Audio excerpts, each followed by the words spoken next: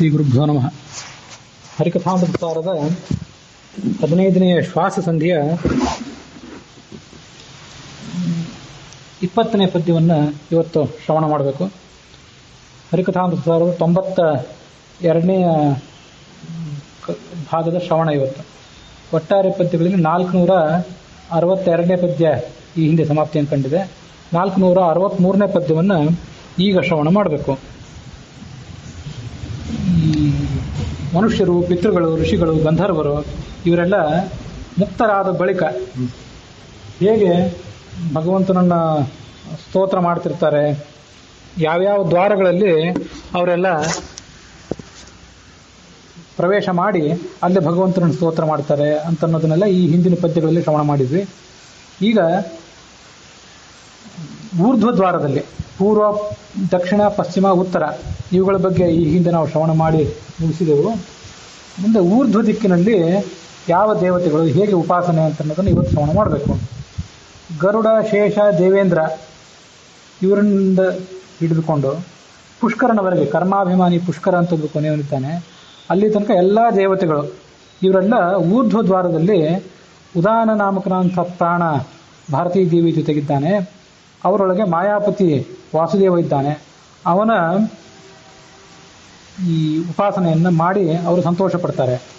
ಗರುಡ, ಶೇಷ, ಅಮರೇಂದ್ರ ಅಂದರೆ ದೇವೇಂದ್ರ, ಅವರೇ ಮೊದಲಾದಂಥ ದೇವತೆಗಳು. ಪುಷ್ಕರನ ಕಡೆಯಾಗಿಪ್ಪ, ಕೊನೆಯ ಸ್ಥಾನದಲ್ಲಿ ಪುಷ್ಕರ ಇದ್ದಾನೆ. ಪುಷ್ಕರ ಅನ್ನುವಂಥ ದೇವತೆ ಪುಷ್ಕರನೇ ಕಡೆಯಾಗಿಪ್ಪ, ಅಖಿಲ ನಿರ್ಜರರು ಎಲ್ಲ ದೇವತೆಗಳು ಕೂಡ. ಊರ್ಧ್ವದ್ವಾರಗತ ಭಾರತಿ ಉದಾನರುಳು, ಊರ್ಧ್ವದ್ವಾರದಲ್ಲಿ ಭಾರತಿ ಮತ್ತು ಉದಾನ ನಾಮಕ ವಾಯು ಇದ್ದಾನೆ.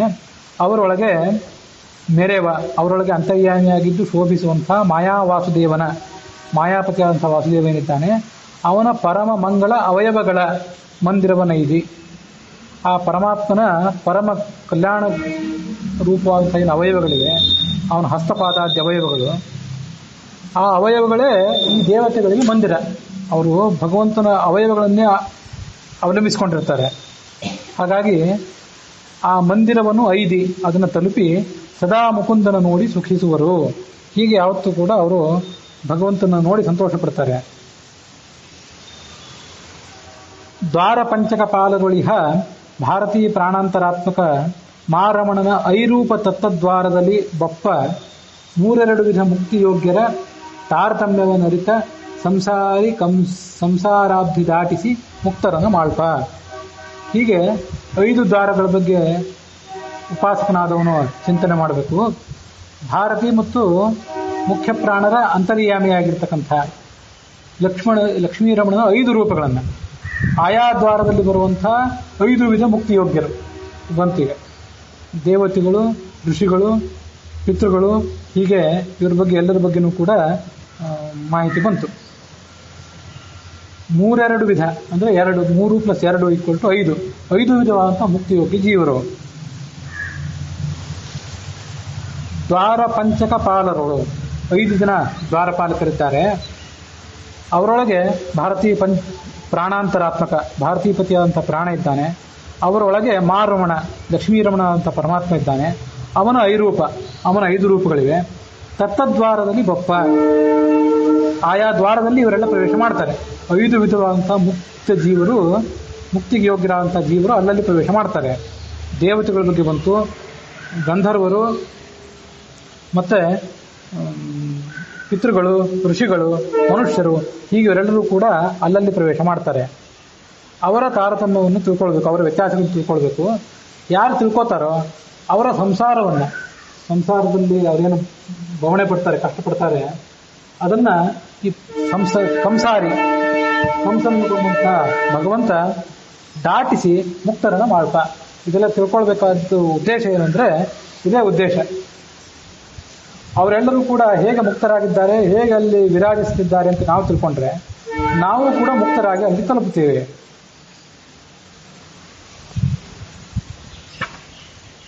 ಪ್ರಾಣಾಭಿಮಾನಿ ಚಕ್ಷುಶ್ಚ ಸೂರ್ಯ ಏವ ಸುಧಾಹೃತಃ ತೇಜ ಅನ್ನಾದ್ಯಭಿಮಾನಿ ಚ ಪ್ರಾಗ್ದ್ವಾರಾಧಿಪತಿಗೆ ಹರೇಹೇ. ಭಗವಂತನ ಪೂರ್ವ ದಿಕ್ಕಿಗೆ ಅವರೆಲ್ಲ ಅಧಿಪತಿಗಳಾಗಿರ್ತಾರೆ. ತೇವಾಯೇತೆ ಪಂಚ ಬ್ರಹ್ಮಪುರುಷಾ ಸ್ವರ್ಗಸ್ಯ ಲೋಕಸ್ಯ ದ್ವಾರಪಾಹ. ಇವರೆಲ್ಲ ಆ ಭಗವಂತನ ಮುಕ್ತ ಲೋಕ ಏನಿದೆ ಅದಕ್ಕೆ ದ್ವಾರಪಾಲಕರಾಗಿದ್ದಾರೆ. ಸಯ ಏತಾನೇವಂ ಪಂಚ ಬ್ರಹ್ಮಪುರುಷಾನ್ ಸ್ವರ್ಗಸ್ಯ ದ್ವಾರಪಾನ್ ವೇದ. ಯಾರು ಈ 5 ಮುಕ್ತಿಯೋಗ್ಯರ ಗುಂಪುಗಳನ್ನ ಆ ಭಗವಂತನ ದ್ವಾರಪಾಲಕರು ಅಂತ ತಿಳ್ಕೊತಾರೆ, ಅಸ್ಯ ಕುಲೇ ವೀರೋ ಜಾಯತೆ. ಅವನು ಇಂಥದನ್ನೆಲ್ಲ ತಿಳ್ಕೊಂಡು ತತ್ವಜ್ಞಾನಿ ಆದರೆ ಮುಂದೆ ಮೋಕ್ಷಕ್ಕೆ ಹೋಗ್ತಾನೆ ಅಂತ ಅನ್ನೋದು ಸರಿ. ಅದಕ್ಕಿಂತ ಮೊದಲು ಅವರ ವಂಶದಲ್ಲಿ ಉತ್ತಮ ಸಂತಾನ ಆಗ್ತದೆ. ವೀರರು ಶೂರರು ಅಂತಂದ್ರೆ ವೀರ ಶೂರ ಪರಾಕ್ರಾಂತವು ಅಂತ ಧಾತುಗಳು. ಆ ಮೂಲಕ ಖಡ್ಗ ಹಿಡಿದು ಹೋರಾಡುವವರು ವೀರರಲ್ಲ, ಉತ್ತಮ ಸಂತಾನವನ್ನು ಪಡ್ಕೊಳ್ತಾರೆ. ಯಾವ ಥರ ಸಂತಾನ ಬೇಕೋ ಆ ಥರ ಸಂತಾನ. ಬ್ರಹ್ಮಜ್ಞಾನಿಗಳು ಅಂತ ಅಪೇಕ್ಷೆ ಇದ್ರೆ ಬ್ರಹ್ಮಜ್ಞಾನಿಗಳು, ಇಲ್ಲದೇ ಇದ್ರೆ ರಾಷ್ಟ್ರ ರಕ್ಷಣೆ ಮಾಡಬೇಕು ಅನ್ನುವಂಥ ಅಪೇಕ್ಷೆ ಇದ್ರೆ, ನಮ್ಮ ಮಕ್ಕಳು ದೇಶಕ್ಕಾಗಿ ಹೋರಾಡಬೇಕು ಅಂತ ಅಪೇಕ್ಷೆ ಇದ್ರೆ ಅವಾಗ ವೀರರು ಖಡ್ಗ ಹಿಡಿದು ಹೋರಾಡುವಂಥದ್ದು. ಪ್ರತಿಪದ್ಯತೆ ಸ್ವರ್ಗಂ ಲೋಕನ್, ಮುಂದೆ ಮೋಕ್ಷವನ್ನು ಪಡ್ಕೊಳ್ತಾನೆ. ಹೇ ಏತಾನೇವಂ ಪಂಚಬ್ರಹ್ಮ ಪುರುಷಾನ್ ಸ್ವರ್ಗಸ್ಯ ದ್ವಾರಪಾನ್ ವೇದ. ಇದು ಅವರಿಗೆ ಆ ತತ್ವಜ್ಞಾನವನ್ನು ಪಡ್ಕೊಂಡಂಥವರ ಒಂದು ಫಲ. ಈ ಲೋಕದಲ್ಲಿ ಉತ್ತಮ ಸಂತಾನ ಮತ್ತೆ ಪರಮಾತ್ಮನ ಲೋಕದಲ್ಲಿ ಅವರಿಗೆ ಮುಕ್ತಿ.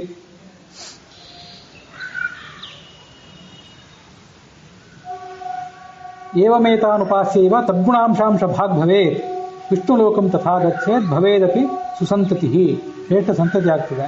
ಅದಲ್ಲದೆ ಈ ಎಲ್ಲ ದೇವತೆಗಳನ್ನ ಭಗವಂತನೇನು ಉಪಾಸನೆ ಮಾಡ್ತೀವಲ್ಲ, ಆ ಉಪಾಸನೆ ಮಾಡಿದರೆ ತದ್ಗುಣ ಅಂಶಾಂಶ ಭಾಗ್ ಭವೇತ್. ಉಪಾಸನೆ ಮಾಡುವಂಥ ಜೀವರು ನಾವು ಬಹಳ ಅಲ್ಪರಾಗಿದ್ರೂ ಕೂಡ ಯಾವ ದೇವತೆಗಳನ್ನು ಉಪಾಸನೆ ಮಾಡ್ತೀವಲ್ಲ ಆ ದೇವತೆಗಳನ್ನು ಏನು ಅಂತ ಉಪಾಸನೆ ಮಾಡ್ತೀವಲ್ಲ, ಜ್ಞಾನಿಗಳು ಭಕ್ತರು ಅಂತ ದೇವತೆಗಳನ್ನು ಉಪಾಸನೆ ಮಾಡಿದರೆ ಆ ದೇವತೆಗಳಿಗೆ ಕೋಟಿ ಪಟ್ಟು ಆನಂದ ಇದ್ದರೆ ಅದರಲ್ಲಿ ಒಂದು ಅಂಶ ನಮಗೆ ಅಷ್ಟು ಜ್ಞಾನ ಮತ್ತು ಅಷ್ಟು ಆನಂದ ಇವು ನಮಗೂ ದೊರೆಯುತ್ತವೆ. ಅದು ಅದರ ಫಲ.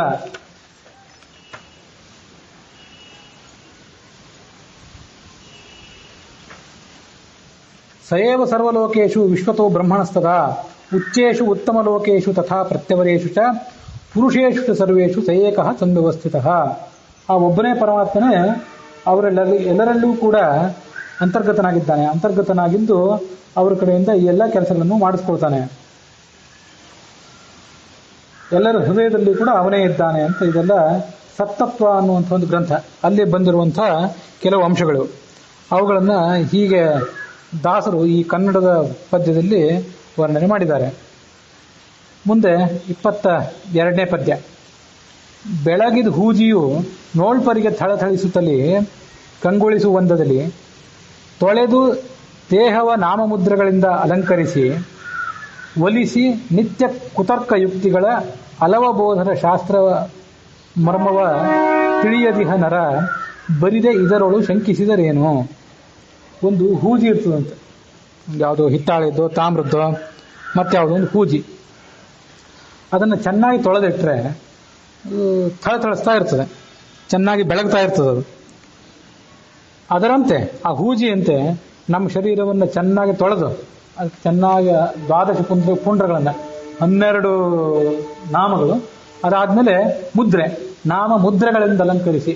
ಆಷಾಢ ಶುಕ್ಲ ಏಕಾದಶಿ ಇರುತ್ತೆ, ಗೋಪಿಚಂದ್ರನಿಂದ ಹಚ್ಕೊಳ್ಳೋ ಮುದ್ರೆನೂ ಆಯಿತು, ಆಮೇಲೆ ತಪ್ತ ಮುದ್ರಾಧಾರಣೆಯೂ ಆಯಿತು.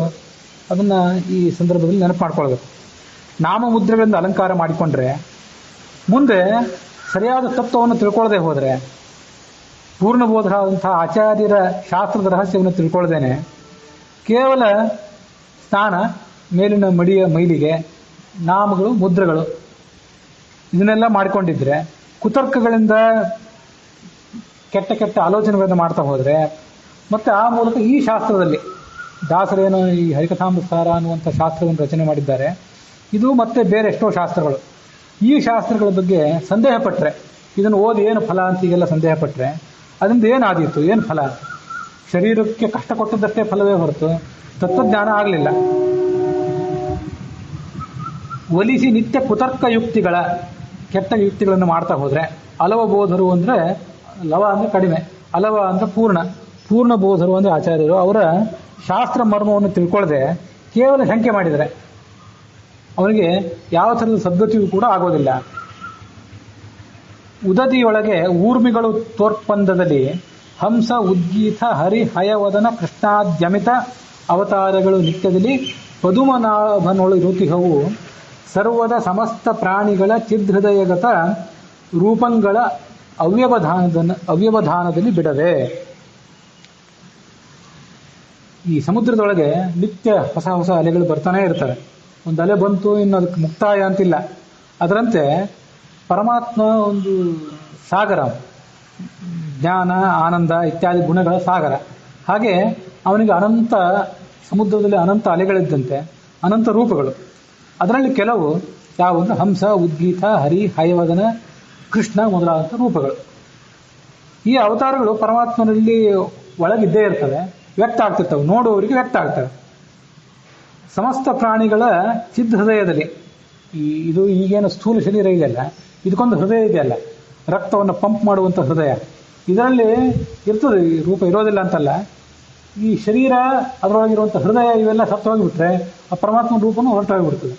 ಆದರೆ ಮನುಷ್ಯನ ಸ್ವರೂಪ ಶರೀರ ಅಂತಿದೆಯಲ್ಲ, ಅಲ್ಲಿ ಸದಾ ಇರ್ತದೆ.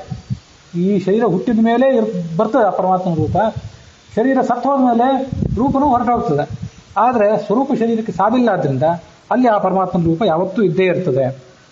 ಉದಧಿ ಅಂದರೆ ಸಮುದ್ರ, ಅದರೊಳಗೆ ಊರ್ಮಿಗಳು ತೋರ್ಪಂದದಲ್ಲಿ, ಊರ್ಮಿ ಅಂದರೆ ತರಂಗಗಳು, ತೋರ್ಪಂದದಲ್ಲಿ ಊರ್ಮಿಗಳು ಅಂದರೆ ಈ ತರಂಗಗಳು ತೋರುವಂತೆ ಹಂಸ, ಉದ್ಗೀತ, ಹರಿ, ಹಯವದನ, ಕೃಷ್ಣ ಮೊದಲಾದ ಅಮಿತ ಅವತಾರಗಳು, ಅನಂತ ಅವತಾರಗಳು ಪದುಮನಾಭನ ಒಳಗೆ ಇರುತಿಹವು, ಪದುಮನಾಭನೊಳು ಇರುತಿಹವು. ಸರ್ವದ ಯಾವಾಗಲೂ ಇವೆ ಅವು.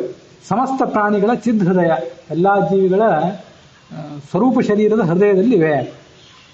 ರೂಪಗಳು ಅವ್ಯವಧಾನದಲ್ಲಿ, ಅದಕ್ಕೆ ವಿಶ್ರಾಂತಿ ಅನ್ನೋದೇ ಇಲ್ಲ ಆ ರೂಪಕ್ಕೆ. ಇಲ್ಲೀಗ ಈ ಹಂಸ, ಉದ್ಗೀತ, ಹರಿ, ಹಯವದನ, ಕೃಷ್ಣ ಮೊದಲಾದ ಶಬ್ದಗಳು ಬಂದವು. ಹಂಸ ಅಂತ ಹಿಂದೆ ಬಂದಿತ್ತು, ದೋಷರಹಿತ, ಅದರಿಂದ ಹಂಸ ಅನ್ನುವಂಥ ಹೆಸರಿನಿಂದ ಪರಮಾತ್ಮ ಕರೆಸ್ಕೋತಾನೆ ಅಂತ ಹಿಂದೆ ಬಂದಿದೆ. ಈಗ ಉದ್ಗೀತ ಅಂತ ನೋಡಬೇಕು. ಹರಿ, ಹಯವದನ, ಕೃಷ್ಣ, ಅದ್ರ ಬಗ್ಗೆನೂ ಕೂಡ ನಾವು ಏನು ಶಾಸ್ತ್ರದ ವೈಶಿಷ್ಟ್ಯ ಇದೆ ಅಂತ ಅನ್ನೋದನ್ನ ಈಗಾಗಲೇ ಶ್ರವಣ ಮಾಡಿದ್ದೀವಿ. ಹರಿ ಅಂತಂದ್ರೆ ಹರತೀತಿ ಹರಿಹಿ, ಹರತೀತಿ ಹರಹ, ಹರತೀತಿ ಹರಿಹಿ. ಹರ ಮತ್ತು ಹರಿ ಇವೆರಡೂ ಶಬ್ದಕ್ಕೂ ಕೂಡ ಅರ್ಥ ಒಂದೇ. ಪಾಪಗಳನ್ನು ಪರಿಹಾರ ಮಾಡುವಂಥವನು ಮತ್ತು ಸಂಸಾರ ಬಂಧನವನ್ನು ಪರಿಹಾರ ಮಾಡುವಂಥವನು. ಆ ಕಾರಣಕ್ಕಾಗಿ ಆತನನ್ನ ಹರಿ ಎಂದು ಕರೀತಾರೆ. ಹಯವದನ ಅಂದ್ರೆ ಹಯಗ್ರೀವ. ಮತ್ತೆ ಕೃಷ್ಣ ಅನ್ನುವಂಥ ಮತ್ತೊಂದು ರೂಪ. ಹೀಗೆ ಹರಿ, ಹಯಗ್ರೀವ, ಕೃಷ್ಣ, ಇದಕ್ಕೆಲ್ಲ ಅರ್ಥ ಗೊತ್ತಾಗಿದೆ. ಕೃಷ್ಣ ಅಂತಂದ್ರೆ ಆಕರ್ಷಿಸುವವನು ಅಂತ ಅರ್ಥ. ಜಗತ್ತೆಲ್ಲವನ್ನೂ ಕೂಡ, ಚರಾಚರಾತ್ಮಕವಾದ ಜಗತ್ತನ್ನು ತನ್ನಲ್ಲಿ ಕೇಂದ್ರೀಕರಿಸಿಕೊಂಡು ಇಟ್ಕೊಂಡಿರುವಂಥವನು. ಅದಕ್ಕಾಗಿ ಆತನನ್ನು ಕೃಷ್ಣ ಅಂತ ಕರೀತಾರೆ. ಹಯಗ್ರೀವ, ಮೊನ್ನೆ ಭಾಗವತದ ತಾತ್ಪರ್ಯದ ಒಂದು ಶ್ಲೋಕ ಹೇಳಿದ್ದೆ, ಅದು ಬ್ರಹ್ಮತರ್ಕದಲ್ಲಿ ಬಂದದ್ದು. ಭಾಗವತದ 10ನೇ ಸ್ಕಂದದಲ್ಲಿ 4ನೇ ಅಧ್ಯಾಯದಲ್ಲಿ ಬಂದಂಥ ಒಂದು ರೂಪ ಅದು. ಈ ಹಯಗ್ರೀವ ರೂಪ ಅಂತ ಅನ್ನೋದು ಶುಕ್ಲವರ್ಣದ್ದಾಗಿರ್ತದೆ, ಮತ್ತೆ ಪರಶುರಾಮ ಮೊದಲಾದ ರೂಪಗಳು ರಕ್ತವರ್ಣದ್ದಾಗಿರ್ತವೆ. ಇನ್ನ ಕೃಷ್ಣ ಮೊದಲಾದ ರೂಪಗಳು ಕಪ್ಪು ಬಣ್ಣದ್ದಾಗಿರ್ತವೆ. ವರ್ಧಯಸ್ತು ತಮೋಲೋಕೆ ತತ್ಕೃಷ್ಣಂ ಯಾದವಾದಿಕಂ, ಯಾದವ ಕೃಷ್ಣ ಮತ್ತೆ ಈಗ ವಾಸಿಷ್ಠ ಕೃಷ್ಣ, ವೇದವ್ಯಾಸ, ಅವರಿಬ್ಬರೂ ಕೂಡ ಕೃಷ್ಣಂ ಕಪ್ಪು ವರ್ಣದವರಾಗಿರ್ತಾರೆ. ಕೃಷ್ಣನನ್ನ ಧ್ಯಾನ ಮಾಡುವಾಗ ಏನಂತ ಧ್ಯಾನ ಮಾಡಬೇಕು, ಏನು ಕೊಡು ಅಂತ ಕೇಳಬೇಕು, ಏನು ಕೊಡಬೇಡ ಅಂತ ಕೇಳಬೇಕು. ಹಾಗೆ ಹಯಗ್ರೀವನನ್ನ ಮತ್ತೆ ಪರಶುರಾಮನನ್ನು ಏನು ಕೇಳಬೇಕು ಅಂತ ಮೊನ್ನೆ ಹೇಳಿದ್ದೆ. ಮತ್ತೊಂದು ಬಾರಿ ನೆನಪು ಮಾಡ್ಕೊಳ್ಬೇಕಷ್ಟೆ. ನಾನು ಆವತ್ತಿನ ದಿವಸ ಹೇಳಿದ್ದೆ, ಈ ಶ್ಲೋಕಗಳನ್ನು ಒಂದು ಪ್ರತ್ಯೇಕ ಹಾಳೆಯಲ್ಲಿ ಬರೆದಿಟ್ಕೊಂಡು ಮಡಿಯಲ್ಲಿ ಮುಟ್ಲಿಕ್ಕೆ ಅನುಕೂಲ ಆಗುವಂತೆ ಇಂಥವೆಲ್ಲ ಕೆಲವು ಅಪರೂಪದ ಶ್ಲೋಕಗಳು. ಸರ್ವತ್ರ ಸರ್ವಕೃತ್ಯಾಪ ಹೇಗ್ರೀವಾದಿ ರೂಪಕಃ ಜ್ಞಾನಾದಿ ರಕ್ಷಕೋ ವಿಷ್ಣು ಜಾಮದಜ್ಞಾದಿ ರೂಪಕಃ ಜ್ಞಾನಾದ್ಯುತ್ಪಾದಕೋ ನಿತ್ಯಂ ಕೃಷ್ಣಾದಿರ್ ದೋಷನಾಶಕಃ ಅಂತ ಬ್ರಹ್ಮತತ್ವದಲ್ಲಿ ಒಂದು ಮಾತಿದೆ. ಇಂಥ ಶ್ಲೋಕಗಳಿಂದ ಭಗವಂತನಿಗೆ ಅಭಿಷೇಕ ಮಾಡಿರಿ ಅಂತ ಹೇಳಿದ್ದ ಅವರು. ಮತ್ತೊಂದ್ಸಲ ನೆನಪು ಮಾಡ್ಕೊಳ್ಬೇಕಷ್ಟೆ. ಎಲ್ಲಾ ರೂಪಗಳಿಂದಲೂ ಎಲ್ಲಾ ಕೆಲಸವನ್ನು ಮಾಡಬಲ್ಲ ಭಗವಂತ. ಅದರಲ್ಲಿ ಜ್ಞಾನ ಕಾರ್ಯ, ಬಲ ಕಾರ್ಯ ಅಂತ ಈಗೇನಿಲ್ಲ. ಎಲ್ಲಾ ರೂಪಗಳು ಜ್ಞಾನ ಕಾರ್ಯವನ್ನು ಮಾಡ್ತವೆ, ಬಲ ಕಾರ್ಯವನ್ನು ಮಾಡ್ತವೆ. ಆದರೂ ಹಯಗ್ರೀವಾದಿ ರೂಪದಿಂದ ಆತ ಜ್ಞಾನವನ್ನು ರಕ್ಷಣೆ ಮಾಡ್ತಾನೆ. ಹಯಗ್ರೀವ, ಧನ್ವಂತರಿ ಇತ್ಯಾದಿ ರೂಪಗಳಿಂದ ಜ್ಞಾನ ರಕ್ಷಣೆ ಮಾಡ್ತಾನೆ ಅಂತ ತಿಳ್ಕೊಳ್ಬಹುದು. ಹಯಗ್ರೀವ ರೂಪರು ಅದು ಶುಕ್ಲವರ್ಣದ್ದು, ಹಾಗಾಗಿ ಶುಕ್ಲವರ್ಣದ ರೂಪಗಳೆಲ್ಲ ಜ್ಞಾನವನ್ನು ರಕ್ಷಣೆ ಮಾಡ್ತವೆ. ಹಯಗ್ರೀವಾದಿ ರೂಪಕಃ ಜ್ಞಾನಾದಿ ರಕ್ಷಕಃ ಜಾಮದಜ್ಞಾದಿ ರೂಪಕಃ ಜ್ಞಾನಾದ್ಯುತ್ಪಾದಕಃ. ಪರಶುರಾಮನ ರೂಪದಿಂದ ಅವನೇನು ಕೆಂಬಣ್ಣದವನಾಗಿರ್ತಾನೆ, ಆ ಎಲ್ಲ ರೂಪಗಳು ಜ್ಞಾನವನ್ನು ಉತ್ಪಾದನೆ ಮಾಡ್ತವೆ. ಜ್ಞಾನವನ್ನು ಕೊಡೋದೇ ಪರಶುರಾಮನ ರೂಪ.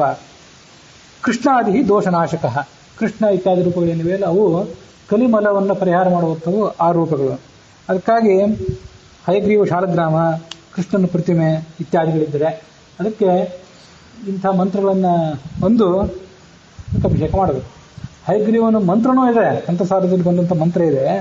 ಆ ಮಂತ್ರವನ್ನು ಜಪ ಮಾಡ್ತಾ ಹೋದರೆ ಅದರ ಅರ್ಥ ನಮಗೆ ಒಮ್ಮೆಲೆ ಅನುಸಂಧಾನಕ್ಕೆ ಬರೋದಿಲ್ಲ. ಅದಕ್ಕೆ ಅರ್ಥ 100 ಇರ್ಬೋದು, 1000 ಇರ್ಬೋದು, ನಮ್ಮ ಮನಸ್ಸಿಗೆ ನೇರವಾಗಿ ಅನುಸಂಧಾನಕ್ಕೆ ಬರಬೇಕಲ್ಲ. ಇಲ್ಲಿ ಸ್ಪಷ್ಟವಾಗೇ ಇದೆ, ಹಯಗ್ರೀವಾದಿ ರೂಪಕಃ ಜ್ಞಾನಾದಿ ರಕ್ಷಕಃ, ಜಾಮಲಿಜ್ಞಾದಿ ರೂಪಕಃ ಜ್ಞಾನಾದಿ ಉತ್ಪಾದಕಃ, ಮತ್ತೆ ಕೃಷ್ಣಾದಿ ದೋಷನಾಶಕಃ ಅಂತ ಹೀಗೆಲ್ಲ ಇದೆ. ಇದನ್ನು ನೀವು ಅಭಿಷೇಕದ ಕಾಲದಲ್ಲಿ ಇವನ್ನೆಲ್ಲ ಬಳಕೆ ಮಾಡ್ಕೊಳ್ಬೇಕು. ಮೊನ್ನೆ ಒಬ್ಬರು ಹಿರಿಯರಾದವರು ವಿದ್ವಾಂಸರು ಭೇಟಿಯಾಗಿದ್ದರು. ಅವರು ಒಂದು ಕಥೆ ಹೇಳಿದರು. ಒಬ್ಬರು ಈಗೊಂದು 400-500 ವರ್ಷದ ಹಿಂದೆ ದೊಡ್ಡ ಯತಿಗಳು ಒಬ್ಬರು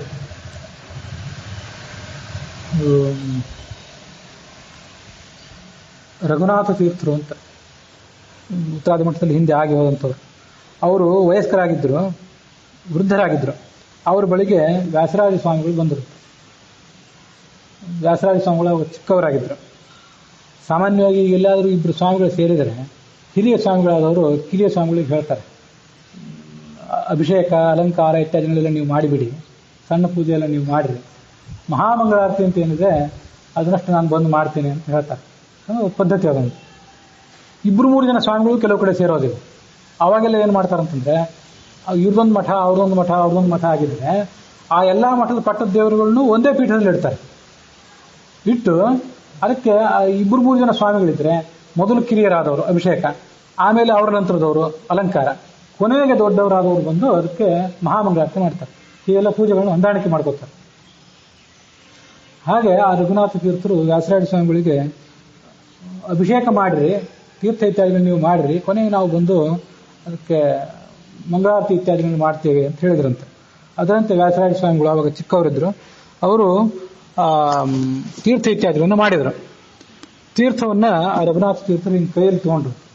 ಯಾಕೋ ತೀರ್ಥಕ್ಕೆ ತೂಕ ಕಾಣ್ತಿಲ್ಲ ಅಂದ್ರಂತೆ. ನಾನು ಇದನ್ನು ಮೊದಲೇ ಹೇಳಿದ್ದೆ ನಿಮಗೆ, ತೀರ್ಥಕ್ಕೊಂದು ತೂಕ ಬೇಕು, ಸುಮ್ಮನೆ ನಳ್ಳಿಯಲ್ಲಿ ಬಂದಂಥ ನೀರಾಗಬಾರ್ದು ಅಂತ ಹೇಳಿದ್ದೆ. ಈ ಕಥೆ ನಾನು ಕೇಳಿರಲಿಲ್ಲ. ಮೊನ್ನೆ ಗೋಕರ್ಣಕ್ಕೆ ಹೋದಾಗ ನಮ್ಮ ಶ್ರೀಕಾಂತಾಚಾರ್ಯ ನಿಲೋಗಲ್ಲವರು ಈ ಕಥೆ ಹೇಳಿದರು. ತೀರ್ಥಕ್ಕೆ ತೂಕ ಕಾಣ್ತಿಲ್ಲ ಅಂದ್ರಂತ ಅವ್ರು ಹಿರಿಯ ಸ್ವಾಮಿಗಳು. ಏನು ಮಾಡಬೇಕು ಹಾಗಾದ್ರೆ ತೂಕ ಕಾಣಬೇಕಾದ್ರೆ? ತಂತ್ರಸಾರ ಇದೆಯಲ್ಲ, ಅದರಲ್ಲಿ ಬಂದಂತೆ ಉಪಾಸನೆ ಮಾಡಿರಿ, ಅದನ್ನು ಹೇಳ್ತಾ ಅಭಿಷೇಕ ಮಾಡಿರಿ. ಹಾಗೆ ಮಾಡ್ತಾ ಹೋದರೆ ಅದಕ್ಕೆ ತೀರ್ಥಕ್ಕೊಂದು ತೂಕ ಬರ್ತದೆ ಅಂತ ಹೇಳಿದಂತೆ. ಮುಂದೆ ಆ ಪ್ರಕಾರ ಶ್ರೀಪಾದರಾಜ ಸ್ವಾಮಿಗಳು ಇದ್ರಲ್ಲ, ಮುಳುಬಾಗಿಲು ಶ್ರೀಪಾದರಾಜ ಮಠ, ಅಲ್ಲಿ ಓದಿದವರು ವ್ಯಾಸರಾಜ ಸ್ವಾಮಿಗಳು. ಆದರೆ ತಂತ್ರಸಾರವನ್ನು ಅವರು ಆ ಅಭಿಷೇಕ ಕಾಲದಲ್ಲಿ ಅನುಸಂಧಾನ ಮಾಡ್ಕೊಂಡಿರಲಿಲ್ಲ ಅಷ್ಟೇ. ಅದನ್ನು ಮಾಡ್ಕೊಳ್ರಿ ಅಂತ ಅವ್ರು ಹೇಳಿದ್ರು. ಅಷ್ಟು ಮಹತ್ವ ಇದೆ ತಂತ್ರಸಾರ. ಗ್ರಂಥೋಯಂ ಪಾಠ ಮಾತ್ರೇಣ ಸರ್ವಾಭೀಷ್ಟ ಪ್ರದಾಯಕ ಕಿಮು ಜ್ಞಾನ ಮಾತ್ರೇಣ ಅಂತ ಬಗ್ಗೆ ಒಂದು ಪ್ರಶಂಸಾ ಬರ್ತದೆ. ಕೇವಲ ಅದನ್ನು ಪಾರಾಯಣ ಮಾಡ್ತಾ ಹೋದ್ರೂ ಎಲ್ಲ ಅಭೀಷ್ಟಗಳು ದೊರೀತವೆ. ಇನ್ನು ಅದನ್ನು ಸರಿಯಾಗಿ ಅರ್ಥ ತಿಳ್ಕೊಂಡು ಮಾಡಿಬಿಟ್ರೆ ಅದು ಪೂರ್ಣ ಫಲ ಅಂತಲೇ ಇದೆ. ಆ ತೀರ್ಥದ ಬಗ್ಗೆ ಮತ್ತೆ ಸಂದರ್ಭ ಬಂದಾಗ ಹೇಳ್ತಿರ್ತೇನೆ. ಪದ್ಯಮಾಲಾದಲ್ಲಿ ಟೀಕಾಚಾರ್ಯರು ಹೇಗೆ ತೀರ್ಥ ಮಾಡಬೇಕು, ಏನೇನು ಅನ್ನಬೇಕು, ಪುರುಷ ಸೂಕ್ತ, ವಿಷ್ಣು ಸೂಕ್ತ. ಮೊನ್ನೆ ಒಂದು ದಿವಸ ಹೇಳಿದ್ನಲ್ಲ, ವಿಷ್ಣು ಕರ್ಮಾಣಿ ಪಶ್ಯತ ಯಥೋ ವ್ರತಾನಿ ಪಸ್ಪಶೆ ಇಂದ್ರಸ್ಯ ಯುಜ್ಯ ಸಖ ಅಥೋ ದೇವ ಅವಂತನೋ ಅಂತ ಋಗ್ವೇದದಲ್ಲಿ ಬಂದು ಮಾತದು. ಹೀಗೆ ಪುರುಷ ಸೂಕ್ತ, ವಿಷ್ಣು ಸೂಕ್ತ, ಪವಮಾನ ಸೂಕ್ತ ಇತ್ಯಾದಿಗಳನ್ನು ಅಂದು ತೀರ್ಥ ಮಾಡಿದೆ. ಅದರ ಜೊತೆಗೆ ಸಮುದ್ರ ಸೂಕ್ತ ಮತ್ತು ಧರ್ಮ ಸೂಕ್ತ ಅಂತ ಕೂಡ ಹೀಗೆ ಬರ್ತಾರೆ. ಇದ್ರ ಜೊತೆಗೆ ಅಣುಭಾಷ್ಯ ಇತ್ಯಾದಿಗಳು, ಬ್ರಹ್ಮಸೂತ್ರ, ವೇದವ್ಯಾಸರು ರಚನೆ ಮಾಡಿದಂಥ ಬ್ರಹ್ಮಸೂತ್ರಗಳು, ಅದನ್ನೆಲ್ಲ ಅಂದು ಅಭಿಷೇಕ ಮಾಡ್ತಾ ಹೋದರೆ ಆ ತೀರ್ಥಕ್ಕೊಂದು ಬೆಲೆ. ಹಾಗಾಗಿ ವಿಶೇಷವಾಗಿ ಮಠಗಳಲ್ಲಿ, ದೇವಸ್ಥಾನಗಳಲ್ಲಿ, ಯಾಕೆಂದರೆ ಆ ತೀರ್ಥ ತಗೊಂಡು ಮನೆಯಲ್ಲಿ ಮಾಡಲಿಕ್ಕಾಗದೇ ಇದ್ದವರೆಲ್ಲ ಅಲ್ಲಿ ಬರ್ತಿರ್ತಾರೆ, ಅಲ್ಲಿ ಬಂದು ತೀರ್ಥ ಹೋಗ್ತಿರ್ತಾರೆ, ಅಲ್ಲಿ ನೈವೇದ್ಯ ಊಟ ಮಾಡ್ತಿರ್ತಾರೆ. ಹಾಗಾಗಿ ಅಲ್ಲಿ ಪೂಜೆ ಮಾಡೋರಿಗೆ ಬಹಳ ಜವಾಬ್ದಾರಿ. ಆ ತೀರ್ಥಕ್ಕೆ ತೂಕ ಬರುವಂತೆ ಮಾಡಿರಿ. ಅದರಲ್ಲಿ ಇದು ಇಂಥ ಶ್ಲೋಕಗಳನ್ನು ಹೇಳಿ, ಈ ಕೃಷ್ಣ ಅಂತಂದರೆ ವೆಂಕಟರಮಣ ಅಂದರೂ ಕೃಷ್ಣ ಅಂದರೆ ಬೇರೆ ಅಲ್ಲ. ಆ ವೆಂಕಟರಮಣ ತಾನು ಮದುವೆ ಮಾಡ್ಕೊಳ್ಳುವಾಗ ತನ್ನ ಗೋತ್ರ ವಸಿಷ್ಠ ಗೋತ್ರ ಅಂತ ಹೇಳಿದ್ನು. ಹಾಗಾಗಿ ಕೃಷ್ಣನೇ ವೆಂಕಟರಮಣ. ಹಾಗಾಗಿ ಅವನಿಗೆ ಅಭಿಷೇಕ ಮಾಡುವಾಗ ಆತ ದೋಷನಾಶಕ, ಕಲಿದೋಷನಾಶಕ, ವೇಂಕಟ ಅಂದರೂ ಅದೇ. ವೇಮ್ ಅಂದರೆ ಪಾಪ, ಅದನ್ನು ನಾಶ ಮಾಡುವವನೇ ವೆಂಕಟ. ವೆಂಕಟ ಅನ್ನಬೇಕು, ವೇಂಕಟ ಅನ್ಬಿ ಅಂತ ಹಿಂದೆ ಹೇಳಿದ್ದೆ. ಇನ್ನೊಂದ್ಸರಿ ಈಗ ನೆನಪು ಮಾಡ್ತೇನೆ, ಹ್ರಸ್ವ ಇಲ್ಲ, ವೇಮ್ ಅಂತ ದೀರ್ಘ ಅನ್ಬೇಕು. ಹಾಗಾಗಿ ಆತ ದೋಷನಾಶಕ. ಹಯಗ್ರೀವಾದಿ ರೂಪಗಳೇನು ಅವೆಲ್ಲ ಜ್ಞಾನಕ್ಕೆ ರಕ್ಷಕ, ಪರಶುರಾಮನ ರೂಪ ಜ್ಞಾನಕ್ಕೆ ಉತ್ಪಾದಕ. ಹೀಗೆ ಅದನ್ನು ಅನುಸಂಧಾನ ಮಾಡ್ತಾ ಆ ಶ್ಲೋಕಗಳನ್ನು ಹೇಳ್ತಾ ಭಗವಂತನನ್ನು ಉಪಾಸನೆ ಮಾಡಬೇಕು. ಹೀಗೆ ಹರಿ, ಹಯವದನ, ಕೃಷ್ಣ ಎಲ್ಲ ಬಂದಾಯ್ತು. ಈಗ ಇನ್ನ ಹಂಸ ಅದು ಕೂಡ ಬಂದಾಯ್ತು. ಹಂಸ ಅಂದ್ರೆ ದೋಷರಹಿತ. ಈಗ ನಾನು ಹೇಳಲಿಕ್ಕೆ ಹೊರಟಿದ್ದೆ ಅಂದ್ರೆ ಉದ್ಗೀತ, ಅದು ಇಲ್ಲಿ ತನಕ ಇಲ್ಲಿ ಬಂದಿಲ್ಲ ಅಂತ ನೆನಪು. ಈ ಹರಿಕಥಾಮೃತದಲ್ಲಿ ಬಂದಿಲ್ಲ, ಅಥವಾ ಬಂದಿರಬಹುದೇನೋ, ಹೇಳಿರ್ಬೋದೇನೋ, ನನಗೆ ನೆನಪಿಲ್ಲದೆ ಇದ್ರು ಕೂಡ ಮರ್ತಿದ್ದೇನೆ ಅಂತ ತಿಳ್ಕೊಂಡು ಇನ್ನೊಂದು ಬಾರಿ ಅದನ್ನ ಸಂಕ್ಷಿಪ್ತವಾಗಿ ಹೇಳ್ತೇನೆ.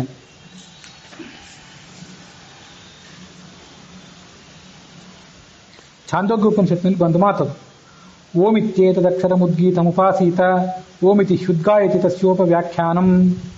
ಓಂ ಅಂತ ಹೆಸರಿದೆ ಆ ಭಗವಂತನಿಗೆ. ಅವನನ್ನ ಉದ್ಗೀತ ಅಂತ ಉಪಾಸನೆ ಮಾಡಿದೆ. ಉದ್ಗೀತ ಅಂತಂದ್ರೆ ಏನು? ಉದ್ಗೀತ ನಮಗೆ ಗೊತ್ತು, ಗೀತಾ ಅಂತೀವಿ, ಗೀತ ಅಂತೀವಿ, ಸಂಗೀತ ಅಂತೀವಿ, ಇದೆಲ್ಲ ಗೊತ್ತು. ಉದ್ಗೀತ ಅಂತಲೂ ಯಾರ್ದಾರು ಹೆಂಗಸರಿಗೆ ಹೆಸರು ಇಡ್ಬೋದು. ಬೇಕಾದ್ರೆ ಥಾ ಅಂತ ಮಹಾಪ್ರಾಣ ಇಷ್ಟೇ, ಕೇಳಲಿಕ್ಕೆ ಪ್ರಾಣ ಇದ್ರೆ ಉದ್ಗೀತ ಅಂತಲೂ ಇಡ್ಬೋದು. ಯಾಕೆ ಉದ್ಗೀತ ಅಂತಾರೆ ಅಂತಂದ್ರೆ ಉತ್ಕೃಷ್ಟ, ಉತ್ ಅಂದ್ರೆ ಉತ್ಕೃಷ್ಟ, ಮತ್ತೆ ವೇದಗಳಲ್ಲಿ ಸ್ತುತ್ಯ ಅವನು, ಅದಕ್ಕಾಗಿ ಆತನನ್ನ ಉದ್ಗೀತ ಅಂತ ಕರೀತಾರೆ. ಓಮಿತಿ ನಾಮಕಮಕ್ಷರಂ ಸ್ವರಸನ್ನಿಹಿತತ್ವಾತ್ ಉಚ್ಚತ್ವಾತ್ ಗೀತತ್ವಾತ್, ಉಚ್ಚ ಆದ್ರಿಂದ ಮತ್ತು ವೇದಗಳಲ್ಲೇ ಆತ ಪ್ರಶಂಸೆಗೆ ಪಾತ್ರನಾದ್ರಿಂದ ಸರ್ವಸ್ಥಾನತ್ವಾಚ ಉದ್ಗೀತಂ, ಈಗ ಆತನಿಗೆ ಉದ್ಗೀತ ಅಂತ ಹೆಸರಿದೆ. ಸ್ವಾರಸ್ಯ ಅಂದ್ರೆ ಈ ಛಾಂದೋಗ್ಯ ಉಪನಿಷತ್ತು ಇದೆಯಲ್ಲ, ಇದು ಕೂಡ ಹಯಗ್ರೀವ ರೂಪಿಯಾದ ಭಗವಂತನ ಮಹತ್ವವನ್ನು ಹೇಳುವಂಥದ್ದೇ ಸ್ತೋತ್ರ ಇದು. ಹಯಗ್ರೀವ ಮುಖೋದ್ಗೀರ್ಣ ಗೀರ್ಭಿ ದೇವಿ ರಮಾಪತಿಂ ಅಸ್ತೋದ್ವಿಸ್ತೃತ ಗುಣಂ ಭೋಗಿ ಪ್ರಸ್ತರ ಕಾಯಿನಂ. ಹಯಗ್ರೀವ ರೂಪಿಯಾದ ಭಗವಂತನ ಮುಖದಿಂದ ಹೊರಗೆ ಬಂದಂಥ ಅವನು ಮುಖ, ಬಾಯಿಯಿಂದ, ಮೂಗಿನ ಹೊರಳೆಗಳಿಂದ ನಸ್ತೋ ಮುಖಾದಪಿ ನಿರಂತರ ಮುದ್ಗಿರಂತಂ ವಿದ್ಯಾ ಅಶೇಷತಃ. ಹಯಗ್ರೀವನನ್ನು ಧ್ಯಾನ ಮಾಡುವಾಗ ಮೂಗಿನ ಹೊರಳೆಗಳಿಂದ, ಬಾಯಿಗಳಿಂದ ವಿದ್ಯೆಗಳು ಹೊರಗೆ ಬರ್ತಿರ್ತವೆ ನಿರಂತರ ಅಂತ ಅವನನ್ನು ಧ್ಯಾನ ಮಾಡಬೇಕು. ಹಯಗ್ರೀವ ಮುಖೋದ್ಗೀರ್ಣ ಗೀರ್ಭಿ, ಆ ಮಾತುಗಳಿಂದ ಈ ಲಕ್ಷ್ಮೀದೇವಿ ಭಗವಂತನ ಸ್ತೋತ್ರ ಮಾಡಿದ್ಲು. ಓಂ ನಾಮಾನ ಉಪಾಸೀತ ದದರ್ಥ ಗುಣಪೂರ್ವಕಂ, ಓಂಕಾರ ವಾಚ್ಯನಾದ ಭಗವಂತನನ್ನ ಆ ಓಂಕಾರಕ್ಕೆ ಏನು ಅರ್ಥ ಅಂತ ತಿಳ್ಕೊಂಡು ಉಪಾಸನೆ ಮಾಡಬೇಕು. ಓತತ್ವಾತ್ ಅವನತ್ವಾತ್, ಆತ ನಮಗೆ ರಕ್ಷಕ, ಮತ್ತು ಮಾನಾತ್ ಎಲ್ಲವನ್ನೂ ಜ್ಞಾನ ಸ್ವರೂಪ, ಅಧಿಕ ಉಚ್ಚತ್ವ ಕಾರಣ ಎಲ್ಲವನ್ನೂ ಮೀರಿ ನಿಂತವನು. ಆನಂದಾದ್ ಓಜಸಶ್ಚೈವ ಭರಣಾದ್ ಓಮು ಉದಾಹತಃ, ಆನಂದರೂಪಿ ಮತ್ತು ಬಲರು ಸ್ವರೂಪನಾದವನು. ಭರಣ ಎಲ್ಲರನ್ನು ಪೋಷಣೆ ಮಾಡುವವನು, ಅದಕ್ಕಾಗಿ ಅವನನ್ನು ಓಂ ಅಂತ ಕರೀತಾರೆ. ಓಂ ಅನ್ನೋದಕ್ಕೆ ಎಷ್ಟು ಅರ್ಥ ಇದೆ. ಆ ಓಂ ಅನ್ನೋದ್ರದ್ದು ವಿಸ್ತಾರವೇ 3 ವ್ಯಾಹತಿಗಳು, ಅದರ ವಿಸ್ತಾರವೇ ಗಾಯತ್ರಿ ಅಂತೆಲ್ಲ ಹಿಂದೆ ಹೇಳಿದ್ದೆ. ಓತಮಸ್ಮಿನ್ ಜಗತ್ ಸರ್ವಂ ಅತ್ಯುಚ್ಚಾಶ್ಚ ಅಖಿಲೈಹಿ ಗುಣೈಹಿ. ಈ ಜಗತ್ತಿನಲ್ಲಿ ನಾವೀಗ ಓತಪ್ರೋತ ಅನ್ನೋ ಶಬ್ದ ನೀವೆಲ್ಲ ಕೇಳಿರ್ತೀರಿ ಕನ್ನಡದಲ್ಲಿ. ಓತಪ್ರೋತವಾಗಿ ಹೆಣೆದುಕೊಂಡಿದೆ ಅಂತೀಗೆಲ್ಲ ಅಂತಿರ್ತಾರೆ. ಅದು ಓತಪ್ರೋತ ಅನ್ನೋದು ಏನು ಅಂತಂದ್ರೆ, ಈ ಓತ ಅನ್ನೋ ಶಬ್ದವೇ ಅದು. ಜಗತ್ತೆಲ್ಲ ಪರಮಾತ್ಮನಲ್ಲಿ ಹೆಣೆದುಕೊಂಡು ಬಿಟ್ಟಿದೆ. ಜಗತ್ತಿನಲ್ಲಿ ಪರಮಾತ್ಮ ಹೆಣೆದುಕೊಂಡಿದ್ದಾನೆ. ಒಂದು ನೂಲಿನ ಎಳೆಗಳು ಪರಸ್ಪರ ಹೆಣೆದುಕೊಂಡಿದ್ರೆ ಅದನ್ನು ಬೇರ್ಪಡಿಸ್ಲಿಕ್ಕೆ ಬರೋದಿಲ್ಲ ಸುಲಭವಾಗಿ. ಅದಂತೂ ಈ ಜಗತ್ತಿನಲ್ಲಿ ಆತ ಹೆಣೆದುಕೊಂಡಿದ್ದಾನೆ, ಜಗತ್ತು ಆತನಲ್ಲಿದೆ. ಓತಮಸ್ಮಿನ್ ಜಗತ್ ಸರ್ವಂ, ಮತ್ತು ಸಕಲ ಗುಣ ಪರಿಪೂರ್ಣ, ಅವನು ಪುರುಷೋತ್ತಮ, ನಾಶರಹಿತ. ಅದಕ್ಕೆ ಅವನನ್ನು ಓಂ ಅಂತ ಉಪಾಸನೆ ಮಾಡ್ರಿ, ಉದ್ಗೀತ ಅಂತ ಉಪಾಸನೆ ಮಾಡ್ರಿ. ಭಾಗವತ ತಾತ್ಪರ್ಯದಲ್ಲಿ ಒಂದು ಮಾತಿದೆ, ಆನಂದತ್ವಾತ್ ಅನಾಮಾಸಂ ಉತ್ಕೃಷ್ಟತ್ವಾದ್ ಉನಾಮಕಃ. ಈ ಶಾರ್ಟ್ ಫಾರ್ಮ್ಗಳು ಅಂತೆಲ್ಲ ಇರ್ತಾವಲ್ಲ, USA ಅಂದರೆ United States of America, UK ಅಂದರೆ ಯುನೈಟೆಡ್ ಕಿಂಗ್ಡಮ್, ಇವೆಲ್ಲ ಈಗ ನಾವು ಕೇಳ್ತೇವೆ. ಮೂಲತಃ ಅವೆಲ್ಲ ಸಂಸ್ಕೃತ ಭಾಷೆಯಲ್ಲಿ ಬಹಳ ವ್ಯಾಪಕವಾಗಿ ಬಳಕೆ ಇವೆ. ಅವನನ್ನ ಅಕಾರ ಅಂತ ಕರಿಬೇಕಂತ ಪರಮಾತ್ಮನನ್ನು. ಯಾಕೆ ಕರಿಬೇಕು ಅಂತಂದ್ರೆ, ಆನಂದತ್ವಾದ್ ಅನಾಮಾಸವು, ಆನಂದ ಸ್ವರೂಪದಿಂದ ಅಂತ ಕರೀರಿ. ಉತ್ಕೃಷ್ಟತ್ವಾತ್ ಉನಾಮಕಃ, ಅತ್ಯಂತ ಉತ್ಕೃಷ್ಟ ಆದಂತ ಉತ್ಕೃಷ್ಟ ಅಂದ್ರೆ ಕೃಷ್ಣ ಅನ್ನೋದು ಬಿಟ್ಟು ಬಿಡ್ರಿ, ಅಂತ ಮಾತ್ರ ಉಪಾಸನೆ ಮಾಡ್ರಿ. ಹೀಗೆ ಅಂತ ಉಪಾಸನೆ ಮಾಡ್ರಿ, ಅಂತ ಉಪಾಸನೆ ಮಾಡ್ರಿ, ಮ ಅಂತ ಉಪಾಸನೆ ಮಾಡ್ರಿ. ಉ ಮ ಇವು 3 ಸೇರ್ಕೊಂಡೇ ಓಂ ಆಗಿರ್ತದೆ. ಅಕಾರದಿಂದ ವಾಚ್ಯನಾದವನು ಕೃಷ್ಣ, ಉಕಾರದಿಂದ ವಾಚ್ಯನಾದವನು ರಾಮ, ಮಕಾರದಿಂದ ವಾಚ್ಯನಾದವನು ನರಸಿಂಹ, ನಾದದಿಂದ ವಾಚ್ಯನಾದವನು ವರಾಹ. ಹೀಗೆ ಅವೆಲ್ಲ ಭಗವಂತನ ನಾಮಗಳೇ. ಅದಕ್ಕೆಲ್ಲ ಏನರ್ಥ? ಅಧಿಕ ಮತ್ತು ಸರ್ವೋತ್ತಮ ಅಂತ ಹೀಗೆಲ್ಲ ಓಂಕಾರಕ್ಕೆ ಅರ್ಥ. ಯಾಕೆಂದ್ರೆ ಅಕಾರ ಅಧಿಕತ್ವವನ್ನು ಹೇಳ್ತದೆ. ಅಕಾರೇಣ ಅಧಿಕಂ ಪ್ರೋಕ್ತಂ, ಇದೆಲ್ಲ ಚಾಂದೋಗ್ಯ ಭಾಷ್ಯ. ಉಕಾರೇಣ ಉಚ್ಚ ಮುಚ್ಯತೆ, ಉಕಾರ ಅನ್ನೋ ಶಬ್ದದಿಂದ ಉಚ್ಚವನ್ನು ತಿಳ್ಕೊತಾನೆ. ಬಹಳ ಸರಳ. ಓಂ ಅಂತ ನಾವು ಅದನ್ನು ಉಪಾಸನೆ ಮಾಡೋದು ಬಹಳ ಸರಳ. ಯಾಕೆಂದ್ರೆ ಅಲ್ಲಿ ಉ ಮ ಅಂತಿದೆ. ನಾನು ನಾವಾಗ ಓದ್ತಿರಿ ಹೇಳಿದ್ನೋ ಇಲ್ವೋ, ಕೆಲವು ಸರಿ ಆ ಮಾತಿನ ಓಘದಲ್ಲಿ ಅ ಉ ಮ ಇದೆಲ್ಲ ಸೇರಿ ಓಂ ಹೆಂಗಾಯ್ತು ಅಂತ ಹೇಳೋದು ಮರ್ತು ಬಿಟ್ಟಿರ್ತೇನೆ. ಈ ಗುಣಸಂಧಿ ನಿಮ್ಗೆ ಗೊತ್ತಿದ್ರೆ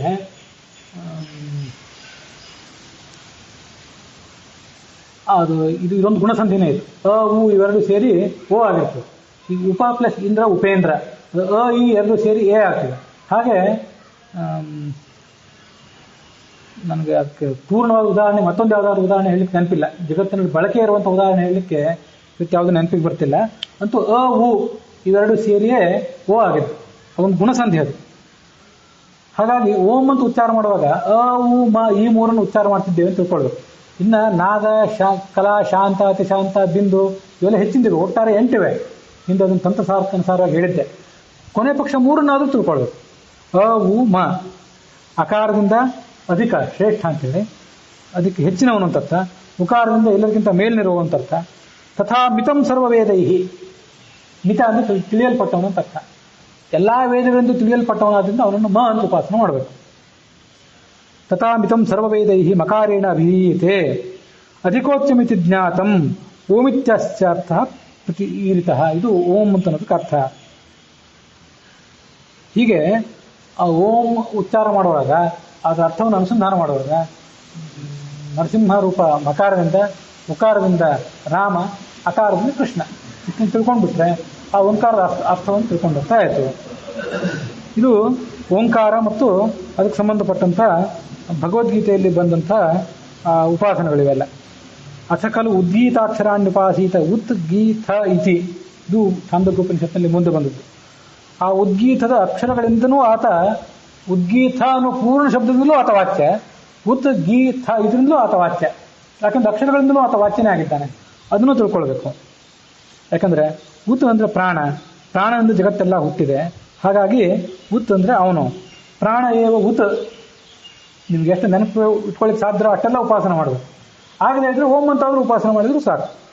ಉತ್ ಏವ ಪ್ರಾಣ ಏವ ಉತ್ ಪ್ರಾಣೇನ ಹಿ ಉತ್ತಿಷ್ಠತೆ, ಅವನಿಂದ ಜಗತ್ತೆಲ್ಲ ಹುಟ್ಟಿದೆ.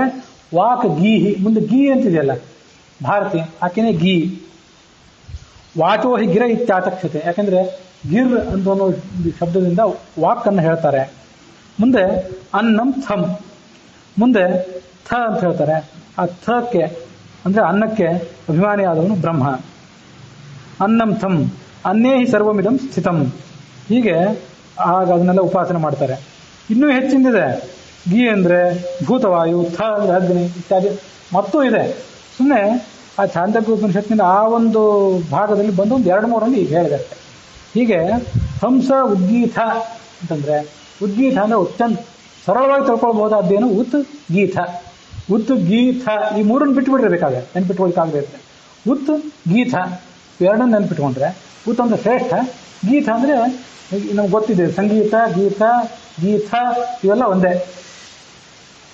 ಹಾಗಾಗಿ ಯಾರು ವೇದಗಳಿಂದ ಸ್ತುತ್ಯನೋ ಅವನು ಗೀತ. ಹೀಗೆ ತಿಳ್ಕೊಂಡು ಸಾಕು. ಉದಧಿಯೊಳಗೆ ಊರ್ಮಿಗಳು ತೋರ್ಪಂದದಲ್ಲಿ ಹಂಸ, ಉದ್ಗೀತ, ಹರಿ, ಹಯವದನ, ಕೃಷ್ಣ ಮೊದಲಾದ ರೂಪಗಳೆಲ್ಲ ಭಗವಂತನಲ್ಲಿ ಇದ್ದೇವೆ. ನಾವು ಅದನ್ನು ತಿಳ್ಕೊಂಡ್ರೆ ಸಾಕು. ಶರಧಿಯುಳು ಮಕರಾದಿ ಜೀವರು ಇರುಳು ಹಗಲು ಏಕಪ್ರಕಾರದಿ ಚಲಿಸುತ್ತ ಅನುಮೋದಿಸುತ್ತ ಇಪ್ಪಂದದಲ್ಲಿ ಜಗತ್ರಯವು ಇರುತಿಹುದು ಜಗದೀಶನ ಉದರದಿ ಕರೆಸುವುದು ಪ್ರತಿಬಿಂಬಾದಿ ನಾಮದಿ ಧರಿಸಿಹದು ಹರಿನಾಮ ರೂಪಗಳನ್ನು ಅನವರತ. ಈ ಸಮುದ್ರದಲ್ಲಿ ಮಕರಾದಿ ಜೀವರು, ಮಕರ ಅಂದ್ರೆ ಮೊಸಳೆ, ತಿಮಿಂಗಿಲ ಅಂತೂ ಒಬ್ರು ದೊಡ್ಡ ವಿದ್ವಾಂಸರ ಅರ್ಥ ಹೇಳಿದ್ದಾರೆ, ತಿಳ್ಕೊಳ್ಬೋದು. ಹಾಗೂ ಕೂಡ ಮೊಸಳೆ ಮೊದಲಾದ ಪ್ರಾಣಿಗಳು ಕೂಡ ಅಥವಾ ತಿಮಿಂಗಿಲ ಮೊದಲಾದ ಜೀವರು ಅವರೆಲ್ಲ ಹಗಲು ರಾತ್ರಿ ಸಂಚಾರ ಮಾಡ್ತಾನೆ ಇರ್ತಾರೆ. ಅವುಗಳಿಗೆ ಯಾವುದೇ ತೊಂದರೆ ಇಲ್ಲ ಅಲ್ಲಿ ಸಮುದ್ರದಲ್ಲಿ. ಅದರಂತೆ 3 ಲೋಕಗಳು ಜಗತ್ರಯವು ಇರುತಿಹುದು. ಎಲ್ಲಿರುತಿಹುದು? ಜಗದೀಶನ ಉದರದೆ, ಅವನ ಹೊಟ್ಟೆಯೊಳಗಿದೆ. ಏನು ಕರ್ಸ್ಕೊಂಡಿದೆ ಜಗತ್ತಿಗೆ? ಹೆಸರೇನು? ಪ್ರತಿಬಿಂಬ, ಪರಮಾತ್ಮ ಬಿಂಬ. ಈ ಜಗತ್ತು ಪ್ರತಿಬಿಂಬ ಅಂತ ಕರ್ಸ್ಕೊಂಡಿದೆ. ಪ್ರತಿಬಿಂಬ ನಾಮದಿ ಧರಿಸಿಹುದು ಹರಿಣು ನಾಮ ರೂಪಗಳನ್ನು ಅನವರತ. ಈ ಜಗತ್ತಿನಲ್ಲಿ ಆ ಭಗವಂತನ ನಾಮ ಮತ್ತು ಆತನ ರೂಪ ಇವೆಲ್ಲ ಈ ಜಗತ್ತಿನಲ್ಲಿವೆ. ಎಲ್ಲ ಕಡೆ ಭಗವಂತನ ರೂಪಗಳು ಇವೆ, ಆ ಭಗವಂತನ ಹೆಸರುಗಳು ಕೂಡ ಇವೆ. ಇದನ್ನು ತಿಳ್ಕೊಳ್ಬೇಕು. ಜನನಿ ಸೌಷ್ಠ ಪದಾರ್ಥಗಳ ಭೋಜನವ ಮಾಡಲು ಗರ್ಭಗತ ಶಿಶು ದಿನದಿ ಅಭಿವೃದ್ಧಿ ಐದು ತೆರದಿ ಜೀವರಿಗೆ ವನಜನಾಭನು ಸರ್ವರಸ ಉಂಡುಣಿಸಿ ಸಂರಕ್ಷಿಸುವ ಜಾಹ್ನವಿ ಜನಕ ಜನ್ಮಾದ್ಯಖಿಲ ದೋಷ ವಿದೂರ ಗಂಭೀರ. ಮಗು ಊಟ ಮಾಡಬೇಕು ಅಂತಂದ್ರೆ ಅದು ಹುಟ್ಟಿದ ಮೇಲೆ ಅದು ಕಾಲು ಕೂಡಿಸ್ಬೋದು, ಅನ್ನಪ್ರಾಶನ ಮಾಡಿ ಅನ್ನನೂ ತಿನ್ನಿಸ್ಬೋದು. ಹುಟ್ಟೋಕ್ಕಿಂತ ಮೊದಲು ಅದಕ್ಕೇನು ಗರ್ಭಕೋಶದಲ್ಲಿ ಒಂದು ತೂತು ಮಾಡಿ ಅದಕ್ಕೊಂದು ಪೈಪ್ ಮಾಡಿ ಅಲ್ಲೇನು ಆಹಾರ ಕೊಡ್ಲಿಕ್ಕೆ ಬರೋದಿಲ್ಲಲ್ಲ. ನೇರವಾಗಿ ಆಹಾರ ಇಲ್ಲ ಶಿಶುವಿಗೆ. ತಾಯಿ ಆಹಾರ ತಿನ್ನಬೇಕು, ಅದರ ರಸ ಶಿಶುವಿಗೆ ಹೋಗಬೇಕು. ಅದರಂತೆ ಜನನಿ ಸೌಷ್ಠ ಪದಾರ್ಥಗಳ ಶ್ರೇಷ್ಠ ಪದಾರ್ಥಗಳನ್ನು ತಿಂದರೆ ಭೋಜನವು ಮಾಡಲು ಗರ್ಭಗತ ಶಿಶು ದಿನದಿ ಅಭಿವೃದ್ಧಿ ಐದುವುದು. ಅದೆಲ್ಲ ಗೊತ್ತಿದೆ. ಐದುವ ತೆರದಿ ಈ ಜೀವರಿಗೆ, ಈ ಜೀವ ಏನು ತಿಂತಾನೆ, ಇವನು ತಿನ್ಲಿಕ್ಕೆ ಶಕ್ತಿಯೇ ಇಲ್ಲ, ತಿನ್ನೋದೆಲ್ಲ ಪರಮಾತ್ಮನೇ. ಪರಮಾತ್ಮ ತಿಂದಿದ್ದರಿಂದಲೇ ಇವನಿಗೆ ಬಂದು ಮುಟ್ತದದು. ವನಜನಾಭ ಸರ್ವರಸವನ್ನು ತಾನು ಉಣ್ತಾನೆ, ಜೀವರಿಗೆ ಉಣಿಸ್ತಾನೆ, ಉಂಡುಣಿಸಿ ಸಂರಕ್ಷಿಸ್ತಾನೆ. ಸಂರಕ್ಷಿಸುವ ಜಾಹ್ನವಿ ಜನಕ, ಆತ ಗಂಗಾದೇವಿಗೆ ಜನಕನಾಗಿದ್ದಾನೆ, ಜನ್ಮಾದಿ ದೋಷರಹಿತನಾಗಿದ್ದಾನೆ, ಗಂಭೀರನಾಗಿದ್ದಾನೆ. ಅವನನ್ನು ಯಾರಿಗೂ ಪೂರ್ಣವಾಗಿ ತಿಳ್ಕೊಳ್ಳಿಕ್ಕಾಗೋದಿಲ್ಲ.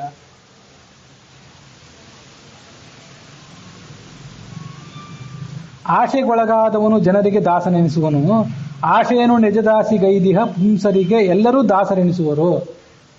ಯಾರು ದಾಸರು, ಯಾರು ಯಾವ್ದಾದ್ರು ದಾಸರು ಅಂತೆಲ್ಲ ಹೇಳ್ತಾರೆ ಇಲ್ಲಿ ದಾಸರು. ಶ್ರೀಶನಂಗ್ರಿ ಸರೋಜಯುಗಳ ನಿರಾಸೆಯಿಂದಲೇ ಭಜಿಸೆ ಒಲಿದು ರಮಾ ಸಹಿತ ತನ್ನನೆ ಕೊಡುವ ಕರುಣಾ ಸಮುದ್ರ ಹರಿ. ಆಶೆಗೊಳಗಾದವನು ಯಾವನು ತಾನು ಆಸೆಗೆ ಬಲಿಯಾಗಿರ್ತಾನೋ, ಆಸೆಗೆ ತಾನು ದಾಸನಾಗಿರ್ತಾನೋ, ಅವನು ಜನರಿಗೆ ದಾಸನೆನಿಸುವ. ಯಾಕಂದ್ರೆ ಅವನು ಆಸೆಗೆ ದಾಸನಾಗಿರ್ತಾನಾದ್ರಿಂದ ಈ ಜಗತ್ತಿಗೆಲ್ಲದಕ್ಕೂ ಕೂಡ ಆತ ದಾಸನಾದಂತೆ, ಇಡೀ ಜಗತ್ತಿಗೂ ಆತ ಅಡಿಯಾಳಾದಂತೆ. ಯಾಕೆಂದ್ರೆ ಆಸೆಗೆ ದಾಸನಾಗಿರ್ತಾನೆ, ಆಸೆ ಹೇಗೆ ಈಡೇರಿಸ್ಕೋಬೇಕು ಅಂತ ಆತ ಜನರು ಬೆನ್ನು ಹತ್ತಬೇಕು. ಅದಿಲ್ಲದೆ ಇದ್ರೆ ಅವನಿಗೆ ಯಾವ ಉದ್ಧಾರವೂ ಕೂಡ ಇಲ್ಲ. ಆಸೆಯನ್ನು ನಿಜದಾಸೆಗೈಸಿಹ, ಆಸೆಯನ್ನು ತನ್ನ ಅಡಿಯಾಳಿಯಾಗಿ ಮಾಡ್ಕೊಂಡು ಯಾರಿರ್ತಾನಲ್ಲ ಅವನು ಇಡೀ ಜಗತ್ತನ್ನು ಗೆದ್ದಂತೆ. ನಿಜದಾಸಿ ಗೈದಿಹ ಪುಂಸಗೆ, ಆ ಮನುಷ್ಯನಿಗೆ ಎಲ್ಲರೂ ದಾಸರು. ನನಗೆ ಆಸೆನೇ ಬೇಡ ಅಂತಂದ್ಬಿಟ್ರೆ ಅಂಥವನಿಗೆ ಉಳಿದವರೆಲ್ಲ ದಾಸರಾಗಿಬಿಡ್ತಾರೆ, ಅವನು ಪ್ರಭು ಆಗಿಬಿಡ್ತಾನೆ. ಶ್ರೀಶನಂಗ್ರಿ ಸರೋಜಯುಗಳ ಪರಮಾತ್ಮನ ಆ ಪಾದ ಕಮಲಗಳನ್ನು ನಿರಾಸೆಯಿಂದಲೇ ಭಜಿಸೆ, ಅದನ್ನ ಯಾವುದೇ ಆಸೆ ಇಲ್ಲದೆ, ಯಾವುದೇ ಆಕಾಂಕ್ಷೆ ಇಲ್ಲದೆ ನಿತ್ಯ ಯಾರು ಉಪಾಸನೆ ಮಾಡ್ತಿರ್ತಾನೆ, ಒಲಿದು ರಮಾ ಸಹಿತ ತನ್ನವರನ್ನೇ ಕೊಡುವ ಕರುಣಾ ಸಮುದ್ರ ಹರಿ. ಭಗವಂತನ ಹಾಗೆ ಉಪಾಸನೆ ನೀವು ಮಾಡಿಬಿಟ್ರೆ ಅವನಿಗೆ ಏನು ಬೇಕಾದನ್ನು ಕೊಡ್ತಾನೆ, ತನ್ನನ್ನೇ ಕೊಟ್ಕೋತಾನೆ. ಯಾಕೆಂದ್ರೆ ಅವನು ಕರುಣಾ ಸಮುದ್ರ. ಅವನ ಸುಭಾಷಿತ ಇದೆ, ಆಶಾಯಾ ದಾಸಾಯೇ ತೇ ದಾಸಾಹ ಸರ್ವಲೋಕಸ್ಯ. ಆಸೆಗೆ ಯಾರು ದಾಸರು ಅವರು ಇಡೀ ಜಗತ್ತಿಗೂ ಕೂಡ ದಾಸರಾದಂತೆ. ಇನ್ನ ಆಸೆಯನ್ನು ಯಾರು ಗೆದ್ದಿರ್ತಾರೆ, ಆಶಾ ದಾಸಿ ಯೇಷಾಂ ತೇಷಾಂ ದಾಸಾಯತೆ ಸರ್ವಲೋಕಃ. ಅವರಿಗೆ ಇಡೀ ಜಗತ್ತೇ ದಾಸನಾಗಿ ಬಿಟ್ಟಿರ್ತದೆ, ಅವನ ಮಹತ್ವ ಅಂತಹದ್ದಾಗಿರ್ತದೆ. ಜುನದಿ ಯಾದ್ಯಂತವನ್ನು ಕಾಣದೆ ಮನುಜನು ಏಕತ್ರದಲ್ಲಿ ತಾ ಮಜ್ಜನವಗೈಯೇ ಸಮಸ್ತ ದೋಷದಿ ಮುಕ್ತನಃ ತೆರದಿ ಅನಘ ಅಮಲನ ಅನಂತ ಸುಗುಣಗಳ ಒಂದೊಂದೇ ಸುಗುಣಗಳೊಳಗೆ ಒಂದೊಂದೇ ಗುಣ ಉಪಾಸನೆ ಗೈವ ಮಹಾತ್ಮ ಧನ್ಯ ಕೃತಾರ್ಥ ನೆನೆಸುವನು. ಈ ಗಂಗಾ ನದಿಗೆ ನಾವೆಲ್ಲ ಹೋಗ್ತೇವೆ. ಗಂಗಾ ನದಿ ಸ್ನಾನ ಮಾಡಿ ಬಂದ್ರ, ಕಾಶಿಗೆ ಹೋಗಿದ್ರಲ್ಲ ಅಂತ ಯಾರಾದ್ರು ಕೇಳಿದ್ರೆ ಹೌದು ಮಾಡಿ ಬಂದ್ವಿ ಅಂತಾರೆ. ಎಲ್ಲಿ ಹೋಗಿರ್ತಾರೆ? ಗಂಗಾ ನದಿ ಹುಟ್ಟೋದು ವಸುಧಾರಾದಲ್ಲಿ, ಬದರಿಯಿಂದ ಮುಂದೆ 3-4 ಕಿಲೋಮೀಟರ್. ಅಲ್ಲಿ ಅದಕ್ಕೆ ಮುಂದೆ ಬದ್ರಿನಾರಾಯಣ ಎದುರಿಗೆ ಅದಕ್ಕೆ ಅಲಕನಂದ ಅಂತ ಕರೀತಾರೆ. ಮುಂದೆ ನಂದಾಕಿನಿ, ಮಂದಾಕಿನಿ, ಗಂಗಾ ಇವೆಲ್ಲ ಸೇರ್ಕೋತವೆ. ಅದು ಹರಿದ್ವಾರಕ್ಕೆ ಬರ್ತದೆ. ಮುಂದೆ ಕಾಶಿ, ಪ್ರಯಾಗ, ಯಮುನೆಯನ್ನು ಸೇರಿಸ್ಕೋತದೆ. ಒಳಗೆ ಸರಸ್ವತಿ ನದಿ ಇದೆ. ಹಾಗೆ ಸಂಚಾರ ಮಾಡ್ತಾ ಹೋಗ್ತದೆ. ಉತ್ತರ ಪ್ರದೇಶ, ಬಿಹಾರ, ಪಶ್ಚಿಮ ಬಂಗಾಳ ಎಲ್ಲ ಕಡೆ ಹೋಗ್ತದೆ. ನೀವು ಎಲ್ಲೋ ಒಂದು ಕಡೆ ಹೋಗಿರ್ತೀರಿ, ಗಂಗಾ ನದಿ ಸ್ನಾನ ಮಾಡಿ ಬಂದ್ರ ಅಂತಂದ್ರೆ ಹೋಗಿದ್ವಿ, ಮಾಡಿ ಬಂದ್ವಿ ಅಂತೀವಿ. ಇಡೀ ಗಂಗಾ ನದಿಯನ್ನು ಸ್ನಾನ ಮಾಡಿರೋದಿಲ್ಲ, ಮಾಡ್ಬೇಕಾಗಿಲ್ಲ, ಮಾಡ್ಲಿಕ್ಕೆ ಆಗೋದೂ ಇಲ್ಲ. ಒಂದು ಕಡೆ ಹೋದ್ರೂ ಸಾಕು, ಅಲ್ಲೂ ಗಂಗಾ ನದಿ ಇದ್ದೇ ಇದೆ, ಅಲ್ಲಿ ಸ್ನಾನ ಮಾಡಿ ಬಂದರೂ ಅದರ ಫಲ ಮನುಷ್ಯನಿಗೆ ದೊರೆಯುತ್ತದೆ. ಅದ್ರ ಬಗ್ಗೆ ಯಾವುದೇ ಸಂಶಯ ಬೇಡ. ಅದರಂತೆ ಭಗವಂತನ ಅಪಾರ ಗುಣಗಳಿವೆ. ಆ ಎಲ್ಲ ಗುಣಗಳಲ್ಲೂ ನಮ್ಗೆ ಉಪಾಸನೆ ಮಾಡ್ಲಿಕ್ಕೆ ಆಗ್ತದ? ಆಗೋದಿಲ್ಲ. ಆದರೆ ಒಂದು ಗುಣ ಉಪಾಸನೆ ಮಾಡಿದ್ರೆ ಸಾಕು, ಪರಮಾತ್ಮನ ಮಹಿಮಾವನ್ನು ತಿಳ್ಕೊಂಡಂತೆ. ಅದು ಬಹಳ ಅರ್ಥಗರ್ಭಿತವಾದ ಪದ್ಯ ಇದು ದಾಸರದು. ಅದನ್ನು ಯಾವ ಗುಣ ನೀವು ಉಪಾಸನೆ ಮಾಡಬೇಕು ಅದನ್ನು ದಾಸರು ಹೇಳಲಿಲ್ಲ, ನಾವು ತಿಳ್ಕೊಳ್ಬೇಕು. ಇದನ್ನು ವಿವರಣೆ ಮಾಡ್ತಾ ಹೋದರೆ ಅದು ಬ್ರಹ್ಮಸೂತ್ರ ಭಾಷ್ಯ, ಅದೇ ಅನುವ್ಯಾಖ್ಯಾನ, ಅದೇ ಬ್ರಹ್ಮಸೂತ್ರಗಳು. ಹೇಗೆ? ಮೊದಲು ಆ ಶ್ಲೋಕದ ಅರ್ಥ ನೋಡೋಣ. ಜುನದಿಯಾದ್ಯಂತವನ್ನು ಕಾಣದೆ. ಜುನದಿ ಅಂತಂದರೆ ಗಂಗಾ ನದಿ. ಆ ಗಂಗಾ ನದಿಯ ಆದ್ಯಂತ, ಅದರ ತುದಿ ಮೊದಲು, ಅದ್ಯಾವುದನ್ನು ಕಾಣದೆ, ಎಲ್ಲಿ ಹುಟ್ಟುತ್ತದೆ ಅಂತ ಗೊತ್ತಾಗೋದಿಲ್ಲ, ಎಲ್ಲಿ ಅದು ಮುಗಿತದೆ ಅಂತ ಗೊತ್ತಾಗೋದಿಲ್ಲ, ಏನೂ ಗೊತ್ತಾಗೋದಿಲ್ಲ. ಅದ್ಯಾವುದು ಗೊತ್ತಾಗದೇ ಇದ್ರೂ ಕೂಡ ಮನುಜನು ಏಕತ್ರದಲ್ಲಿ, ಅವನು ಒಂದು ಕಡೆ ಮನುಷ್ಯ, ಅಲ್ಲಿ ಯಾತ್ರೆಗೆ ಹೋದಂಥ ಮನುಷ್ಯ, ಆತ ಏಕತ್ರದಲ್ಲಿ ಯಾವುದೋ ಒಂದು ಜಾಗದಲ್ಲಿ ತಾ ಮಜ್ಜನವ ಗೈಯೆ, ಅಲ್ಲಿ ಒಂದು ಕಡೆ ಸ್ನಾನ ಮಾಡ್ತಾನೆ. ಒಂದು ಕಡೆ ಸ್ನಾನ ಮಾಡಿ ಏನು ಮಾಡ್ತಾನೆ? ತಾನು ಸ್ನಾನ ಮಾಡಿ ಬಂದೆ ಅಂತ ಹೇಳ್ತಾನೆ. ಆ ಸ್ನಾನ ಮಾಡಿ ಬಂದೆ ಅಂತ ಹೇಳ್ತಾನೆ. ಸಮಸ್ತ ದೋಷದೇ ಮುಕ್ತನಃ ತೆರದೆ. ಒಂದು ಕಡೆ ಸ್ನಾನ ಮಾಡಿದ್ರು ಎಲ್ಲ ದೋಷಗಳನ್ನು ಆತ ಕಳ್ಕೊತಾನೆ. ಅದರ ಬಗ್ಗೆ ಏನು ಸಂಶಯ ಬೇಡ. ಅದರಂತೆ ಅನಘ ಅಂದ್ರೆ ಪಾಪರಹಿತನಾದಂಥ ಭಗವಂತ, ಅಮಲ ದೋಷರಹಿತನಾದವನು, ಅನಂತ ಸುಗುಣಗಳ ಅನಂತ ಗುಣಗಳಿವೆ. ಆ ಅನಂತ ಗುಣಗಳನ್ನೆಲ್ಲವನ್ನು ನೀವು ಉಪಾಸನೆ ಮಾಡಬಲ್ಲಿರ? ನಿಮಗಾಗೋದಿಲ್ಲ. ಸುಗುಣಗಳ ಒಳಗೆ ಒಂದೊಂದೇ ಗುಣ, ಯಾವುದೋ ಒಂದು ಗುಣವನ್ನು ಅದರಲ್ಲಿ ಉಪಾಸನೆ ಮಾಡಿದರೂ ಕೂಡ, ಉಪಾಸನೆ ಗೈವ ಮಹಾತ್ಮ, ಒಂದು ಗುಣವನ್ನು ಉಪಾಸನೆ ಮಾಡಿದರೂ ಕೂಡ ಧನ್ಯ ಆಗ್ತಾನೆ, ಕೃತಾರ್ಥ ಅಂತ ಅನ್ಸ್ಕೋತಾನೆ. ಅವನ ಜೀವನವೇ ಅದರಿಂದ ಮಾನ್ಯ ಆಗಿ ಹೋಗ್ತದೆ. ಏನದು? ಆಯ್ತು, ಪರಮಾತ್ಮನಿಗೆ ಅನಂತ ಗುಣಗಳಿವೆ, ಎಲ್ಲ ಮಾಡ್ಲಿಕ್ಕೆ ಆಗೋದಿಲ್ಲ, ಒಂದೊಂದೇ ಗುಣ ಆದರೂ ಮಾಡಿದ್ರೆ ಸಾಕು ಅಂತಂದ್ರು. ಹಾಗಾಗಿ ನಾವು ಮಾಡಬಹುದಾದ ಒಂದು ಗುಣ ಯಾವುದದು? ಅದನ್ನು ದಾಸರಲ್ಲಿ ಹೇಳಿ, ಸಾಮಾನ್ಯವಾಗಿ ಎಲ್ಲ ಕಡೆ ಹೇಳಿರ್ತಾರೆ, ಅದನ್ನ ಇಲ್ಲಿ ಹೇಳಲಿಲ್ಲ. ಅಷ್ಟು ಸುಲಭವಾಗಿ ಎಲ್ಲನೂ ವಿವರಣೆ ಮಾಡೋದಿಲ್ಲ ಅವರು. ಬೇಕಾದ ಮೂಲ ಗ್ರಂಥಗಳನ್ನು ತೆಗೆದು ನೋಡ್ರಿ ಅಂತ ಸೂಚನೆ ಕೊಟ್ಟಂಗೆ. ಅದನ್ನು ಇವತ್ತು ನಾವು ಅನುಸಂಧಾನ ಮಾಡ್ಕೊಳ್ಬೇಕು. ಇದು ಹೊರಗಿನ ತಪ್ತ ಮುದ್ರೆ ಅಲ್ಲ, ಒಳಗಿನ ತಪ್ತ ಮುದ್ರೆ ಇದು. ಇದನ್ನು ಅನುಸಂಧಾನ ಮಾಡಬೇಕು. ಬಹಳ ಸುಲಭ ಕೂಡ ಇದೆ.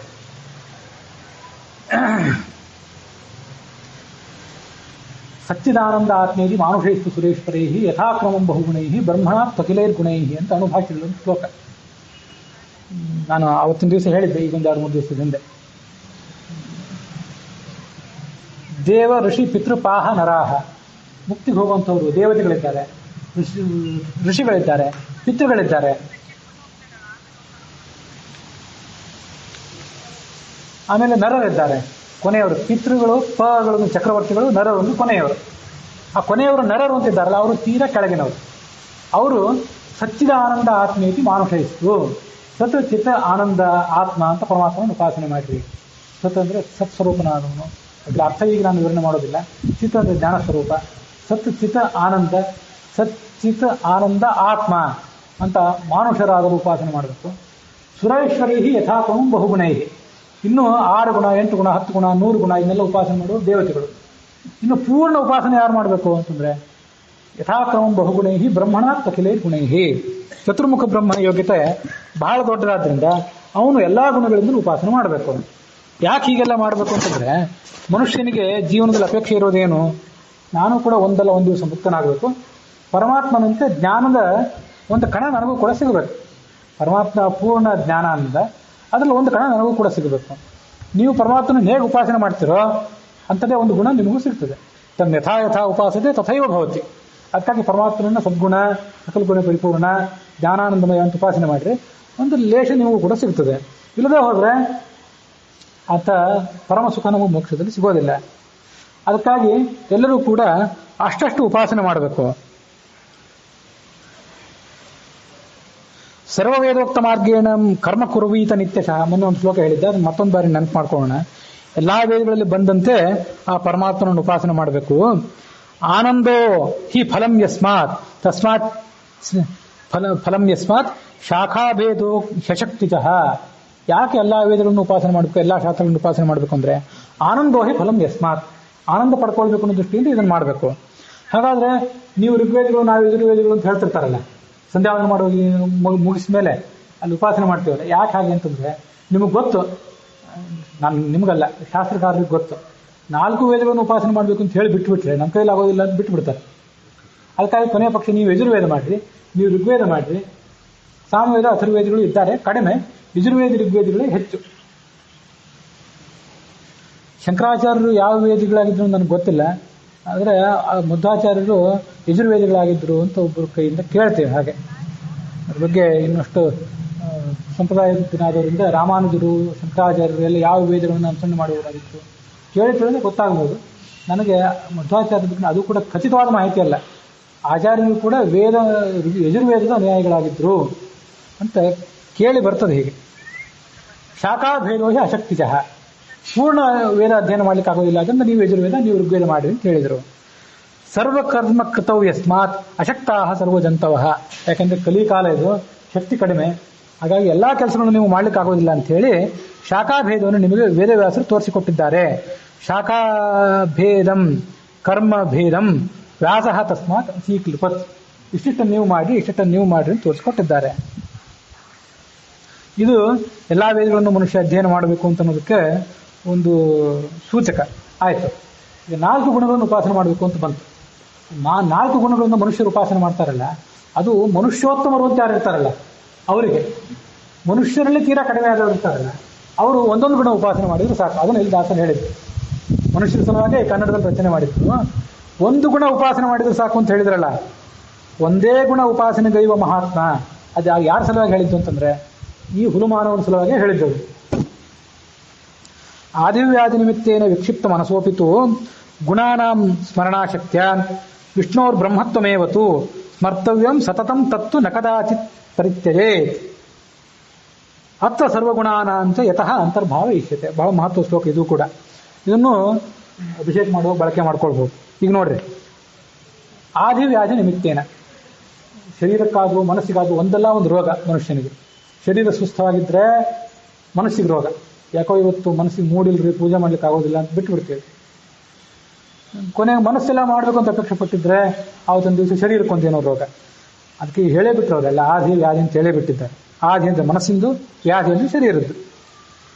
ವಿಕ್ಷಿಪ್ತ ಮನಸ್ಸೋಪಿತು, ಮನಸ್ಸಿಗೆ ಚಾಂಚಲ್ಯ ಇದ್ರೆ ಎಲ್ಲಾ ಗುಣಗಳನ್ನು ಉಪಾಸನೆ ಮಾಡಿ ನೀವು ಹೇಳಿಬಿಟ್ರೆ ಇದೇನಾಗಲಾರ ಕೆಲಸ ಅಂತೇಳಿ ಬಿಟ್ಟೇ ಬಿಡ್ತಾರೆ.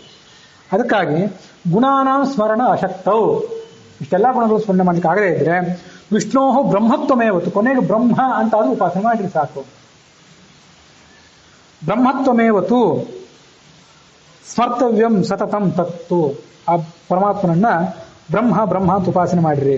ತತ್ತು ನ ಕದಾಚಿತ್ ಪರಿತ್ಯದೆ, ಅದಕ್ಕಾಗಿ ಬ್ರಹ್ಮ ಅನ್ನೋ ಶಬ್ದ ಎಲ್ಲಕ್ಕಿಂತ ಬಹಳ ದೊಡ್ಡದು. ಬ್ರಹ್ಮ ಅನ್ನೋ ಶಬ್ದನೇ ದೊಡ್ಡದು ಅನ್ನೋ ಅರ್ಥವನ್ನೇ ಹೇಳ್ತದೆ. ವಸ್ತುತಃ ಬ್ರಹ್ಮ, ಬ್ರಾಹ್ಮಿ, ಬೃಹತ್, ಬೃಹತಿ ಇವೆಲ್ಲ ಶಬ್ದಕ್ಕೆ ಅರ್ಥ ಒಂದೇ, ಮೂಲ ಧಾತು ಒಂದೇ. ಬ್ರಹ್ಮ ಶಬ್ದ ಹುಟ್ಟಿದ್ದು, ಬೃಹತ್ ಶಬ್ದ ಹುಟ್ಟಿದ್ದು, ಅದು ಬೃಹಿ ವೃದ್ಧವು, ಬೃಹಿ ಅಂತ ಮೂಲ ರೂಪ, ವೃದ್ಧಿ ನಿತ್ಯ ಬೆಳೀತಿರ್ತದೆ ಅಂತ ಅರ್ಥ. ಅದಕ್ಕೆ ಮ ಪ್ರತ್ಯಯ ಬಂದರೆ ಬ್ರಹ್ಮ, ಪ್ರತ್ಯಯ ಬರದೇ ಹೋದ್ರೆ, ಮ ಪ್ರತ್ಯಯ ಬರದೇ ಹೋದ್ರೆ ಮತ್ತೊಂದು ಯಾವುದೋ ಪ್ರತ್ಯಯ ಬಂದರೆ ಬ್ರಹ್ಮನ್. ಬ್ರಹ್ಮನ್ ಶಬ್ದದಿಂದ ಬ್ರಾಹ್ಮಿ, ಬೃಹತ್ ಶಬ್ದದಿಂದ ಬೃಹತಿ, ಇಷ್ಟೇ ವ್ಯತ್ಯಾಸ. ಅದನ್ನು ಯಾವತ್ತೂ ಬಿಡಬೇಡ್ರಿ. ಯಾಕಂದ್ರೆ ಬ್ರಹ್ಮ ಶಬ್ದದ ಮೂಲಕ ಪರಮಾತ್ಮನ ಉಪಾಸನೆ ಮಾಡ್ತಾ ಮಾಡ್ತಾ ಹೋದ್ರೆ ಅತ್ರ ಸರ್ವಗುಣಾನ ಅಂತ ಏತೋ ಅಂತರ್ಭಾವ, ಪರಮಾತ್ಮನ ಸಕಲ ಗುಣಗಳು ಕೂಡ ಇದರಲ್ಲಿ ಸೇರಿ ಹೋಗಿವೆ. ಅದಕ್ಕಾಗಿ ಪರಮಾತ್ಮನನ್ನ ಬ್ರಹ್ಮ ಬ್ರಹ್ಮ ಅಂತ ಉಪಾಸನೆ ಮಾಡಿದೆ. ಅದು ಬರೇ ಬ್ರಹ್ಮ ಶಬ್ದ ಅಲ್ಲ, ಬ್ರಹ್ಮ, ಆತ್ಮ, ವಿಷ್ಣು ಇವೆಲ್ಲ ಶಬ್ದಗಳಿಂದ ಉಪಾಸನೆ ಮಾಡ್ತಾ ಹೋದ್ರೆ ಅವೆಲ್ಲ ಶಬ್ದಗಳಿಗೂ ಅದೇ ಅರ್ಥ, ಪರಮಾತ್ಮ ಗುಣಪೂರ್ಣ ಅಂತಲೇ ಅರ್ಥ. ವಿಷ್ಣು ಅನ್ನೋ ಶಬ್ದಕ್ಕೂ ಕೂಡ ನಮ್ಮ ದೇವರು ವಿಷ್ಣು ಅಲ್ಲ ಅಂತ ಅನ್ಬೇಡ್ರಿ ಯಾರು ಕೂಡ. ನಾನು ಹಾಸ್ಯಕ್ಕಾಗಿ ಮೇಲಿಂದ ಹೇಳ್ತಿರ್ತೇನೆ, ಸರ್ವಜ್ಞ, ಸರ್ವಶಕ್ತ, ಸರ್ವಕರ್ತ ಆದಂಥ ದೇವರಿದ್ದಾನಲ್ಲ ಅವನು ವಿಷ್ಣುನೇ. ಅವನು ವಿಷ್ಣು ಶಬ್ದದಿಂದ ವಾಚ್ಯನ, ಯಾಕಂದ್ರೆ ಎಲ್ಲಾ ಗುಣಗಳು ಅವನಲ್ಲಿ ಪ್ರವೇಶ ಮಾಡ್ತಾವಾದ್ರಿಂದ ಆತ ವಿಶಂತಿ ಅಸ್ಮಿನ್ ಸರ್ವೇ ಗುಣ ಆಯಿತು ವಿಷ್ಣು. ಹಾಗಾಗಿ ಅಲ್ಲಾನು ವಿಷ್ಣುವೇ. ನಮ್ಮ ದೇವರು ವಿಷ್ಣು ಅಲ್ಲ, ವಿಷ್ಣು ನಿಮ್ಮ ದೇವರು ಅಂತ ಅವ್ರು ಅನ್ನುವಂಗಿಲ್ಲ. ಇಲ್ಲಿದ್ದವರು ಕೂಡ ನಮ್ಮಲ್ಲಿ ಪಂಗಡಗಳಿವೆ ಅಲ್ಲ, ಯಾವ ಪಂಗಡದವರು ಕೂಡ ನಮ್ಮ ದೇವರು ವಿಷ್ಣು ಅಲ್ಲ ಅಂತ ಅನ್ನುವಂತಿಲ್ಲ. ಯಾಕೆಂತಂದ್ರೆ ಶಿವನು ವಿಷ್ಣುವೇ, ವಿಷ್ಣುವು ಶಿವನೇ. ಶಿವ ಅಂದ್ರೆ ಮಂಗಳಕರ ಅಂತ ಅರ್ಥ, ಆಮೇಲೆ ವಿಷ್ಣು ಅಂತಂದ್ರೆ ಗುಣಪೂರ್ಣ ಅಂತ ಅರ್ಥ. ಹಾಗಾಗಿ ಸರ್ವಜ್ಞ, ಸರ್ವಶಕ್ತ, ಸರ್ವಕರ್ತನ ಅಂತ ಪರಮಾತ್ಮನಿಗೆ ವಿಷ್ಣು, ಶಿವ, ಅಕ್ಕ, ಅಲ್ಲ ಎಲ್ಲ ಶಬ್ದಗಳು. ಅಕ್ಕ, ಅಲ್ಲ ಅನ್ನೋ ಶಬ್ದ ಮೂಲ ಸಂಸ್ಕೃತ ಶಬ್ದಗಳು. ದೊಡ್ಡವನು, ಪ್ರೇಮಾಸ್ಪದ ಅಂತ ಈಗ ಅರ್ಥ. ಮತ್ತೊಂದು ಬಾರಿ ಆಗೋ ವಿವರಣೆ ಬಂದಾಗ ಹೇಳ್ತೇನೆ. ಅಂತೂ ಅವೆಲ್ಲ ಶಬ್ದಗಳು ಮೂಲದ ಸಂಸ್ಕೃತ ಶಬ್ದನೇ. ಹಾಗಾಗಿ ಪರಮಾತ್ಮನ ಬ್ರಹ್ಮ ಅಂತ ಉಪಾಸನೆ ಮಾಡ್ರಿ, ಆತ್ಮ ಅಂತ ಉಪಾಸನೆ ಮಾಡ್ರಿ. ಆತ್ಮೇತಿ ತೂಪದಿಶ್ಯಂತಿ ಗ್ರಾಹಯಂತಿ ಚ ಅಂತ ಚತುರ್ಥಾಧ್ಯಾಯದಲ್ಲಿ, ಬ್ರಹ್ಮಸೂತ್ರ ಚತುರ್ಥಾಧ್ಯಾಯದಲ್ಲಿ ಕೂಡ ಆ ವಿಷಯ ಬಂದಿದೆ. ಅನುವ್ಯಾಖ್ಯಾನದಲ್ಲೂ ಬಂದಿದೆ, 3ನೇ ಅಧ್ಯಾಯದಲ್ಲೂ ಬಂದಿದೆ. ಅದನ್ನೆಲ್ಲ ನಾನಾ ರೀತಿಯಾಗಿ ಜೀವನಾದವನು ಉಪಾಸನೆ ಮಾಡಬಹುದು. ಆತ್ಮ ಅಂತ ಉಪಾಸನೆ ಮಾಡಿರಿ, ವಿಷ್ಣು ಅಂತ ಉಪಾಸನೆ ಮಾಡಿರಿ. ಈಗ ಬ್ರಹ್ಮ ಅನ್ನೋ ಶಬ್ದಕ್ಕೆ ಏನರ್ಥ ಅಂತ ಹೇಳಿದೆ, ಮತ್ತೆ ವಿಷ್ಣು ಅನ್ನೋ ಶಬ್ದಕ್ಕೆ ಏನರ್ಥ ಅಂತ ಹೇಳಿದೆ, ಆತ್ಮ ಅನ್ನೋ ಶಬ್ದಕ್ಕೂ ಕೂಡ ಈ ಒಂದು ಅರ್ಥ ಹೇಳಬೇಕು.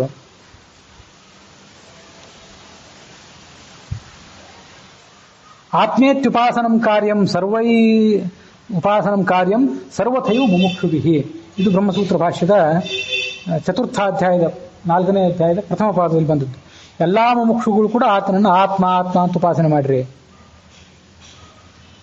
ನಾನಾ ಕ್ಲೇಶ ಸಮಾಯುಕ್ತೋಪ್ಯೇತಾವನ್ನೈವ ವಿಸ್ಮರೇತ್. ಎಷ್ಟೇ ಕಷ್ಟ ಇರಲಿ ಆತ್ಮ ಅಂತ ಅನ್ನೋದು ಮಾತ್ರ ಬಿಡಬೇಡ್ರಿ. ಉಪಾಸನ ಏತಾವನ್ನೈವ ವಿಸ್ಮರಿತ ಭವಿಷ್ಯತ್ ಪರ್ವಣಿ, ಭವಿಷ್ಯತ್ ಪರ್ವದಲ್ಲಿ ಬಹುಶಃ ಹರಿವಂಶದಲ್ಲಿ ಬರುವಂಥ ಮಾತಿದೆ. ಆತ್ಮ ವಿಷ್ಣು ಇತಿ ಧ್ಯಾನಂ ವಿಶೇಷಣ ವಿಶೇಷತಃ. ನೋಡ್ರಿ, ಹಿಂದೆ ವಿಷ್ಣು ಅಂತ ಬಂತು, ಆತ್ಮ ವಿಷ್ಣು ಅಂತ ಸೇರಿಸ್ಕೊಂಡು ಉಪಾಸನೆ ಮಾಡಿದ್ರೆ ಎರಡಕ್ಕೂ ಅರ್ಥ ಒಂದೇ ಆಗ್ತದೆ. ಸರ್ವೇಶಾಂತಿ ಮುಮುಕ್ಷೂಣ ಉಪದೇಶ ಚ ತಾದೃಶಃ. ಎಲ್ಲಾ ಮುಮುಕ್ಷುಗಳು ಕೂಡ ಇಷ್ಟೊಂದು ಉಪಾಸನೆ ಮಾಡಲೇಬೇಕು. ಕರ್ತವ್ಯೋ ನಸ್ಯ ಹಾನೇನ ಕಸ್ಯ ನಾಸ್ಯ ಹಾನೇನ ಕಶ್ಚಿನ್ ಮೋಕ್ಷ ಇಷ್ಯತಿ ಇದು ಬ್ರಹ್ಮಪುರಾಣದಲ್ಲಿ. ಆತ್ಮ ಅಂತ ಉಪಾಸನೆ ಮಾಡಿದ್ರೆ ಯಾರಿಗೂ ಮೋಕ್ಷ ಇಲ್ಲ, ಅಷ್ಟನ್ನಾದ್ರೂ ಉಪಾಸನೆ ಮಾಡ್ತಾನೆ ಹೋಗ್ರಿ. ಅದಕ್ಕೊಂದು ಬಹಳ ಮುಖ್ಯವಾದ ಶ್ಲೋಕನೂ ಕೂಡ ನನಗೆ ನೆನಪಿಗೆ ಬರ್ತದೆ. ಅದು ತತ್ವನಿರ್ಣಯದಲ್ಲಿ ಒಂದು ಶ್ಲೋಕ ಇದೆ. ಆತತತ್ವಾಚ್ಚ ಮಾತೃತ್ವಾತ್ ಆತ್ಮೇತಿ ಪರಮೋ ಹರಿಹಿ ಆತ್ಮಾಭಾಸ ತದನ್ಯೇತು ನಶ್ಯೇತೇಷಾಂ ತಥಾಹ ಗುಣಾಃ ಅಂತ ಬಾಯ್ಪಾಟ್ ಮಾಡಬೇಕು ಈ ಶ್ಲೋಕ. ಇದ್ರ ಮೂಲಕ ಭಗವಂತನಿಗೆ ಒಂದು ಸೌಟ ಅಭಿಷೇಕ ಮಾಡಿ. ಯಾಕೆಂತಂದ್ರೆ ಆತತ ಎಲ್ಲ ಕಡೆ ವ್ಯಾಪ್ತ, ಮಾತೃ ಅಂದ್ರೆ ತಿಳ್ಕೊಂಡಂತ ಒಂದು ಸರ್ವಜ್ಞ ಆದ್ರಿಂದ ಅವನು ಆತ್ಮ. ಆತ್ಮೇತಿ ಪರಮೋ ಹರಿಹಿ, ಅವನು ಹರಿ, ಅವನೇ ಆತ್ಮ. ನಾವು ನೀವು ನಶ್ಯೇತೇಷಾಂ ತಥಾ ಗುಣಾಃ, ನಾವೆಲ್ಲ ಕಡೆ ವ್ಯಾಪ್ತರೂ ಅಲ್ಲ, ನಾವು ಸರ್ವಜ್ಞರೂ ಅಲ್ಲ, ನಮ್ಮನ್ನು ಯಾಕೆ ಆತ್ಮ ಅನ್ಬೇಕು? ನಾವು ಆತ್ಮರೇ ಅಲ್ಲ, ಆತ್ಮಾಭಾಸ ಗುಣ. ಹಾಗೆ ನಾವು ನೋಡಿದ್ರೆ ರಸಾಭಾಸ ಅಂತ ಕರಿತಿರ್ತಾರಲ್ಲ, ಆಭಾಸ ಅನ್ನೋ ಶಬ್ದಕ್ಕೆ ಸಂಸ್ಕೃತದಲ್ಲಿ ಕೆಲವು ಕಡೆ ಅಸಹ್ಯ, ಕೀಳು ದರ್ಜೆ ಅಂತ ಅರ್ಥ. ಹಾಗೆ ನಾವು ಕೀಳು ದರ್ಜೆ ಆತ್ಮರು. ಹೌದು, ಈಗ ಘಟಪಟಾದಿ ಜಗತ್ತಿ ಅಂದರೆ ಗೋಡೆ ಮನೆ ಇವೆಲ್ಲ ಅದು ಉಸಿರಾಡೋದಿಲ್ಲ, ನಾವು ಉಸಿರಾಡ್ತೀವಿ, ಅದನ್ನು ನಮ್ಮನ್ನು ಆತ್ಮ ಅಂತಾರೆ. ಆತ್ಮ ಅಂದ್ರೆ ಚೇತನ ಅಂತ ಒಂದೇ ಅರ್ಥ. ಅವ್ರು ಜಡ ಅಂತಾರೆ, ನಮ್ಗೆ ಚೇತನ ಅಂತಾರೆ. ಅದು ಸರಿ, ಅಷ್ಟಾರ್ಥದಲ್ಲಿ ಆತ್ಮರು ಹೌದು, ಆದ್ರೆ ಮುಖ್ಯ ಆತ್ಮ ಅವನೇ. ನಮ್ಮನ್ನು ಆತ್ಮ ಅಂತ ಕರೆಸ್ಕೊಳ್ಳಿಕ್ಕೆ ನಾವು ಯೋಗ್ಯರಲ್ಲ. ಈ ಶ್ಲೋಕ ಓದಿದ್ಮೇಲೆ ನಮ್ಗೆ ದಿಗ್ಭ್ರಾಂತಿ ಆಯ್ತು. ನಮ್ಮನ್ನು ಯಾರಾದ್ರೂ ಮಹಾತ್ಮ ಪುಣ್ಯಾತ್ಮರು ಅಂತ ಕರೆದ್ರೆ, ಸ್ವಾಮಿ ನಾವು ಆತ್ಮರೇ ಅಲ್ಲ, ನಮ್ಮನ್ನು ಯಾಕೆ ಪುಣ್ಯಾತ್ಮರು ಅಂತೀರಿ, ಯಾಕೆ ಮಹಾತ್ಮರು ಅಂತೀರಿ ಅಂತ ಕೇಳ್ಬೇಕು ಅವ್ರಿಗೆ. ಆ ಪುಣ್ಯಾತ್ಮರು ಮಹಾತ್ಮರು ದೊಡ್ಡವರು ಅಂತ ಕರ್ಸ್ಕೊಳ್ಳಿಕ್ಕೆ ನಾಚಿಕೆ ಆಗಬೇಕು. ಯಾಕಂದ್ರೆ ಆತ್ಮರೇ ಅಲ್ಲ, ಇನ್ಯಾವ ಸೀಮೆ ಮಹಾತ್ಮರು ಪುಣ್ಯಾತ್ಮರು ನಾವು ಆತ್ಮ ಅವನೊಬ್ಬನೇ. ಇದರಲ್ಲಿ ಇನ್ನೂ ಒಂದು ಸಂಗತಿ ಇದೆ, ಅದೇನಂತಂದ್ರೆ ನೈತ್ಯಾನುಸಂಧಾನ. ನಾವು ಅತ್ಯಂತ ಕೆಳಗಿನವರು, ಮುಕ್ತಿಯೋಗ್ಯರಲ್ಲಿ ಅತ್ಯಂತ ಕೆಳಗಿನವರು. ನಾವು ನಮ್ಮ ನಂತರದವರು 2 ಗುಣ 4 ಗುಣ 6 ಗುಣ 10 100 1000 ಲಕ್ಷ ಕೋಟಿ ಅನಂತ ಗುಣ ಉಪಾಸನೆ ಮಾಡುವವರು. ನಾವು ಅತ್ಯಂತ ಕೆಳಗಿನವರು ಅಂತ ಬೇಕು ಉಪಾಸನೆ. ಮುಕ್ತಿಯೋಗ್ಯರಲ್ಲಿ ಅತ್ಯಂತ ಕಡಿಮೆ ಉಪಾಸನೆ ಅಂದ್ರೆ 1 ಗುಣದ ಉಪಾಸನೆ. ಅದನ್ನು ಬಿಟ್ಟು ಯಾರಿಗೂ ಉಪಾಸನೆ ಇಲ್ಲ ಅನ್ನೋಂಥ ಬ್ರಹ್ಮಸೂತ್ರ ವಾಕ್ಯಗಳನ್ನು ಈಗ ನಾನು ಹೇಳಿದೆ. ಅದರ ಮೂಲಕ ದೊಡ್ಡ ಕುಲದಲ್ಲಿ ಹುಟ್ಟಿದೆ, ಬ್ರಾಹ್ಮಣನಾಗಿ ಹುಟ್ಟಿದೆ, ವಿದ್ವಾಂಸನಾಗಿ ಹುಟ್ಟಿದೆ, ದೊಡ್ಡ ಮಡಿ ಮೇಲಿಗೆ ಮಾಡಿದೆ ಅನ್ನುವಂಥ ದುರಹಂಕಾರ ಏನಿರ್ತದಲ್ಲ, ಇದನ್ನೆಲ್ಲ ಹೇಳಿ ಭಗವಂತನಿಗೆ ಒಂದು ಅಭಿಷೇಕ ಮಾಡಿ ಆ ತೀರ್ಥ ತಗೊಂಡ್ರೆ, ಆ ನೈವೇದ್ಯ ಅನ್ನ ಉಂಡ್ರೆ, ನಾವು ಮುಕ್ತಿಯೋಗ್ಯರಲ್ಲಿ ಅತ್ಯಂತ ಕಡಿಮೆಯವರು, ತೀರಾ ಕೆಳಗಿನವರು ಅನ್ನುವಂಥ ಒಂದು ನೈತ್ಯಾನುಸಂಧಾನ, ನೀಚ ಅನ್ನುವಂಥ ಅನುಸಂಧಾನ ಅದರಿಂದ ಬರಲಿಕ್ಕೆ ಸಾಧ್ಯ. ಅದಕ್ಕೆ ತತ್ವನಿರ್ಣಯದಲ್ಲಿ ಬಂದ ಶ್ಲೋಕ, ಅದನ್ನು ಕೂಡ ಭಗವಂತನ ಅಭಿಷೇಕಕ್ಕೆ ಬಳಕೆ ಮಾಡ್ಕೋಬೇಕು. ಅದಲ್ಲದೆ ಬೇಕಾದ್ರೆ ಹರಿಕಥಾನುಸಾರದಲ್ಲಿ ಈ ಶ್ಲೋಕ ಬಂದಿದೆಯಲ್ಲ, ಇದ್ರ ಮೂಲಕನೂ ಸ್ತ್ರೀಯರಾದವರು ಆ ಶ್ಲೋಕ ಹೇಳಿ ಭಗವಂತನ ನಮಸ್ಕಾರ ಮಾಡಿದ್ರು ಬಹಳ ಯೋಗ್ಯನೇ. ಸಪ್ತತ್ವರತ್ನ ಮಾಲಾದಲ್ಲೇ ಮೊನ್ನೆ ಹೇಳಿದ್ದೆ, ಅವೇ ಶ್ಲೋಕಗಳನ್ನು ಕೆಲವು ಕಡೆ ಎಲ್ಲ ಹೀಗೆಲ್ಲ ಹೇಳ್ತಾರೆ. ಆತ್ಮೇತ್ಯೇವ ಸದಾ ಉಪಾಸ್ಯ ವಿಷ್ಣು ವರ್ಣಾಮರಾದಿಭಿ, ಎಲ್ಲ ಕೆಳಗಿನವರನ್ನೆಲ್ಲರೂ ಅವನನ್ನ ಆತ್ಮ ಅಂತ ಉಪಾಸನೆ ಮಾಡಬೇಕು. ಯಾಕೆಂದ್ರೆ ಸುಖಾದೀನಾಂ ಅಥಾತ್ಮತ್ವೇ ಅಂತರ್ಭಾವ ಪ್ರಕೀರ್ತಿತ. ಸುಖ ಜ್ಞಾನ ಎಲ್ಲ ಗುಣಗಳು ಆತ್ಮನಲ್ಲಿ ಬಂದು ಹೋಗಿವೆ. ಇದನ್ನ ಒಳಗೆ ಮುದ್ರಾಧಾರಣೆ ಮಾಡ್ಕೊಂಡು ಬಿಡ್ರಿ. ಹಾಗಾಗಿ ತೀರಾ ಕೆಳಗಿನವ್ರು ನಾವು ಆತ್ಮ ಅಂತ ಉಪಾಸನೆ ಮಾಡ್ಲಿಕ್ಕೆ ಯೋಗ್ಯರು, ಬ್ರಹ್ಮ ಅಂತ ಉಪಾಸನೆ ಮಾಡ್ಲಿಕ್ಕೆ ಯೋಗ್ಯರು, ಅದಿಷ್ಟು ತಿಳ್ಕೊಂಡ್ಬಿಟ್ರೆ ಅದು ಆ ಉಪಾಸನೆ ಪರಿಪೂರ್ಣ ಆಗ್ತದೆ. ಸಹಾಸವು ಪ್ರಾಣೇನ, ಲಕ್ಷ್ಮೀದೇವಿ ಸಮೇತನಾಗಿ ಪ್ರಾಣನ ಸಮೇತನಾಗಿ ಉಪಾಸ್ಯಶ್ಚ ಅಖಿಲಾಹ ಗುಣಾಹ ಪೃಥಕ್ ಪೂರ್ಣತೆಯ ಉಪಾಸ್ಯ ವೈಲಕ್ಷಣ್ಯೇನ ಚಾಕಿರೈಃ ಬಿಂಬರೂಪೋಪಾಸನಂ ಚ ಕಾರ್ಯಂ ಸದ್ಭಕ್ತಿ ಪೂರ್ವಕಂ. ಪರಮಾತ್ಮನ ಬಿಂಬ ನಾವು ಅಂತ ತಿಳ್ಕೊಡ್ರಿ, ನಾವು ಪ್ರತಿಬಿಂಬ ಅಂತ ತಿಳ್ಕೊಂಡ್ರೆ ಅವನ ಬಿಂಬ ಅಂತ ತಿಳ್ಕೊಡ್ರಿ. ಸರ್ವೈಶ್ಚ ವಿಘ್ನ ಹಾನ್ಯರ್ಥಂ ನೃಸಿಂಹಾದೇ ಉಪಾಸನಂ. 4 ಗುಣ ಉಪಾಸನೆ ಮಾಡೋದು ಆ ಕಡೆ ಇರಲಿ, 1 ಗುಣ ಉಪಾಸನೆ ಮಾಡ್ರಿ, ಅದಕ್ಕೂ ವಿಘ್ನ ಬಂದ್ರೆ ನರಸಿಂಹ ರೂಪಿಯಾದ ಭಗವಂತನ ಉಪಾಸನೆ ಮಾಡ್ರಿ. ನೃಸಿಂಹಾದಿಕವನ್ನೆತ್ತು ದುರಿದಾದ ನಿವಾರಕಂ ಅಂತ ಅದು ತಂತ್ರಸಾರದಲ್ಲಿ ಬಂದ ಮಾತು. ಹಾಗಾಗಿ ನರಸಿಂಹ ರೂಪದ ಭಗವಂತನನ್ನು ಉಪಾಸನೆ ಮಾಡ್ತಾ ಹೋದ್ರೆ ಅಟ್ಲೀಸ್ಟ್ ಮಾಡಬೇಕಾಗಿರುವಂಥ 1 ಗುಣದ ಉಪಾಸನೆಗೆ ಏನಾದರೂ ವಿಘ್ನ ಬಂದಿದ್ರೆ ಅದು ಪರಿಹಾರ ಆಗ್ತದೆ. ಹಾಗಾಗಿ ನಿತ್ಯ ಶ್ರವಣಂ ಚೇವ ಮನನಂ ಧ್ಯಾನಮೇವಚ. ನಿತ್ಯ ಶ್ರವಣ ಮಾಡಬೇಕು. ನನ್ನ ಬಾಯಿಂದ ನೀವು ಶ್ರವಣ ಮಾಡಿದರೆ, ಇಲ್ಲಿದ್ದು ನಾನು ಓದಿದ್ರೆ ಇದು ಒಂದು ಶ್ರವಣವೇ. ಶ್ರವಣಂ ಅಂತ ಅದನ್ನು ಕುತ್ಕೊಂಡು ಏಕಾಂತದಲ್ಲಿ ಕುತ್ಕೊಂಡು ಮನನ ಮಾಡಬೇಕು, ಆಮೇಲೆ ಧ್ಯಾನ ಮಾಡಬೇಕು. ಕರ್ತವ್ಯವೇವ ಪುರುಷೈ ಬ್ರಹ್ಮದರ್ಶನ ಮಿತ್ಯುಭಿ. ಪರಮಾತ್ಮನ ತಲುಪಬೇಕು ಅಂದರೆ ಇದನ್ನೆಲ್ಲ ಮಾಡಬೇಕು ಅಂತ ಅದೆಲ್ಲ ಇದು ಕೂಡ ಸಪ್ತಪರ್ತಮಾಲದಲ್ಲಿ ಬಂದದ್ದು.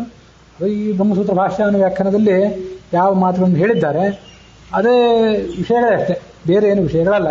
ಹೀಗೆ ಏಕಗುಣ ಉಪಾಸನೆ ಮಾಡಿಬಿಟ್ರೆ ಧನ್ಯರಾಗ್ತೀರಿ, ಕೃತಾರ್ಥರಾಗ್ತೀರಿ ಅಂತ ಅದು ಮಾತು. ವಾಸುದೇವನು ಕರೆಸುವನು ಕಾರ್ಪಾಸನಾಮದಿ ಸಂಕರ್ಷಣನು ವಾಸವಾಗಿಹ ತೂಲದೊಳು ತಂತುಗನು ಪ್ರದ್ಯುಮ್ನ. ವಾಸವ ರೂಪ ಅನಿರುದ್ಧ ದೇವನು ಭೂಷಣನು ತಾನಾಗಿ ತೋರ್ಪ ಪರೇಶ ನಾರಾಯಣನೇ ಸರ್ವದ ಮಾನ್ಯ ಮಾನದನು. ಭಗವಂತ ಕಾರ್ಪಾಸ ಅಂತ ಕರ್ಸ್ಕೊತಾನಂತೆ. ಹತ್ತಿ ಅಂತ ಹೆಸರಿದೆ ಅವನಿಗೆ. ಹತ್ತಿ, ನೂಲು, ನೇಕಾರ ಎಲ್ಲರೂ ಅವನೇ. ಇದು ತಿಳ್ಕೊಡ್ರಿ. ವಾಸುದೇವನು ಕರೆಸುವನು ಕಾರ್ಪಾಸನಾಮದಿ.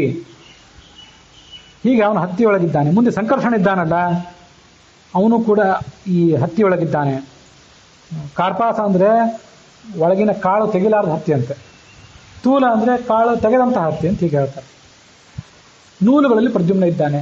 ಬಟ್ಟೆ ಹುಟ್ಟುವ ಇದನ್ನು ನೆನಪು ಮಾಡ್ಕೊಳ್ಬೇಕು. ವಸ್ತ್ರದಲ್ಲಿ ಅನಿರುದ್ಧ ರೂಪಿಯಾದಂತಹ ಭಗವಂತ ಇದ್ದಾನೆ. ಇನ್ನೂ ನೂಲಾಗಿದ್ದಾಗ ಪ್ರದ್ಯುಮ್ನ, ಆಮೇಲೆ ಅದು ಬಟ್ಟೆ ಆಗುವಾಗ ಅನಿರುದ್ಧ.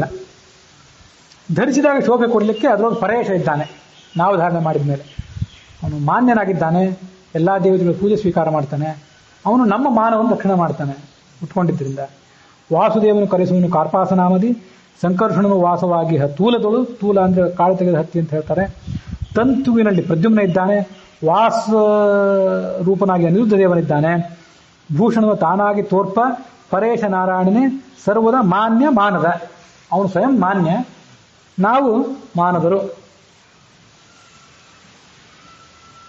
ಲಲನೆಯಿಂದೊಡಗೂಡಿ ಚೈಲಗಳೊಳಗೆ ಓತಪ್ರೋತ ರೂಪದಿ ನೆಲೆಸಿಹನು ಚತುರಾತ್ಮಕ ಜಗನ್ನಾಥ ವಿಠಲನು.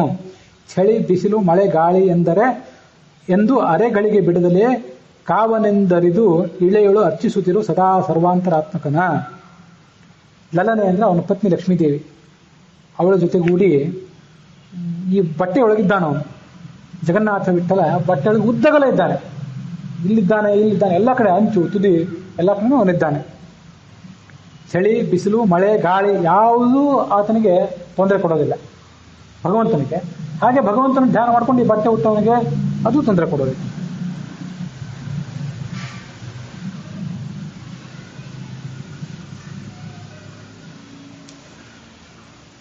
ಚಳಿ ಬಿಸಿಲು ಮಳೆ ಗಾಳಿ ಎಂದು ಅರೆಗಳಿಗೆ ಬಿಡದಲೆ, ಒಂದು ಗಳಿಗೆಯೂ ಕೂಡ ಬಿಡದೆ ಕಾವನು, ಹೀಗೆ ಆತ ನಮ್ಮನ್ನು ಕಾಯ್ತಾನೆ ಎಂದು ಇಳೆಯಳು ಅರ್ಚಿಸುತ್ತಿರು. ಹೀಗೆ ಆ ಭಗವಂತನನ್ನ ಮನಸ್ಸಿನಲ್ಲಿ ಧ್ಯಾನ ಮಾಡು. ಸದಾ ಸರ್ವಾಂತರಾತ್ಮಕ, ಅವನು ಎಲ್ಲ ಜಗತ್ತಿನಲ್ಲೂ ಕೂಡ ಇದ್ದಾನೆ.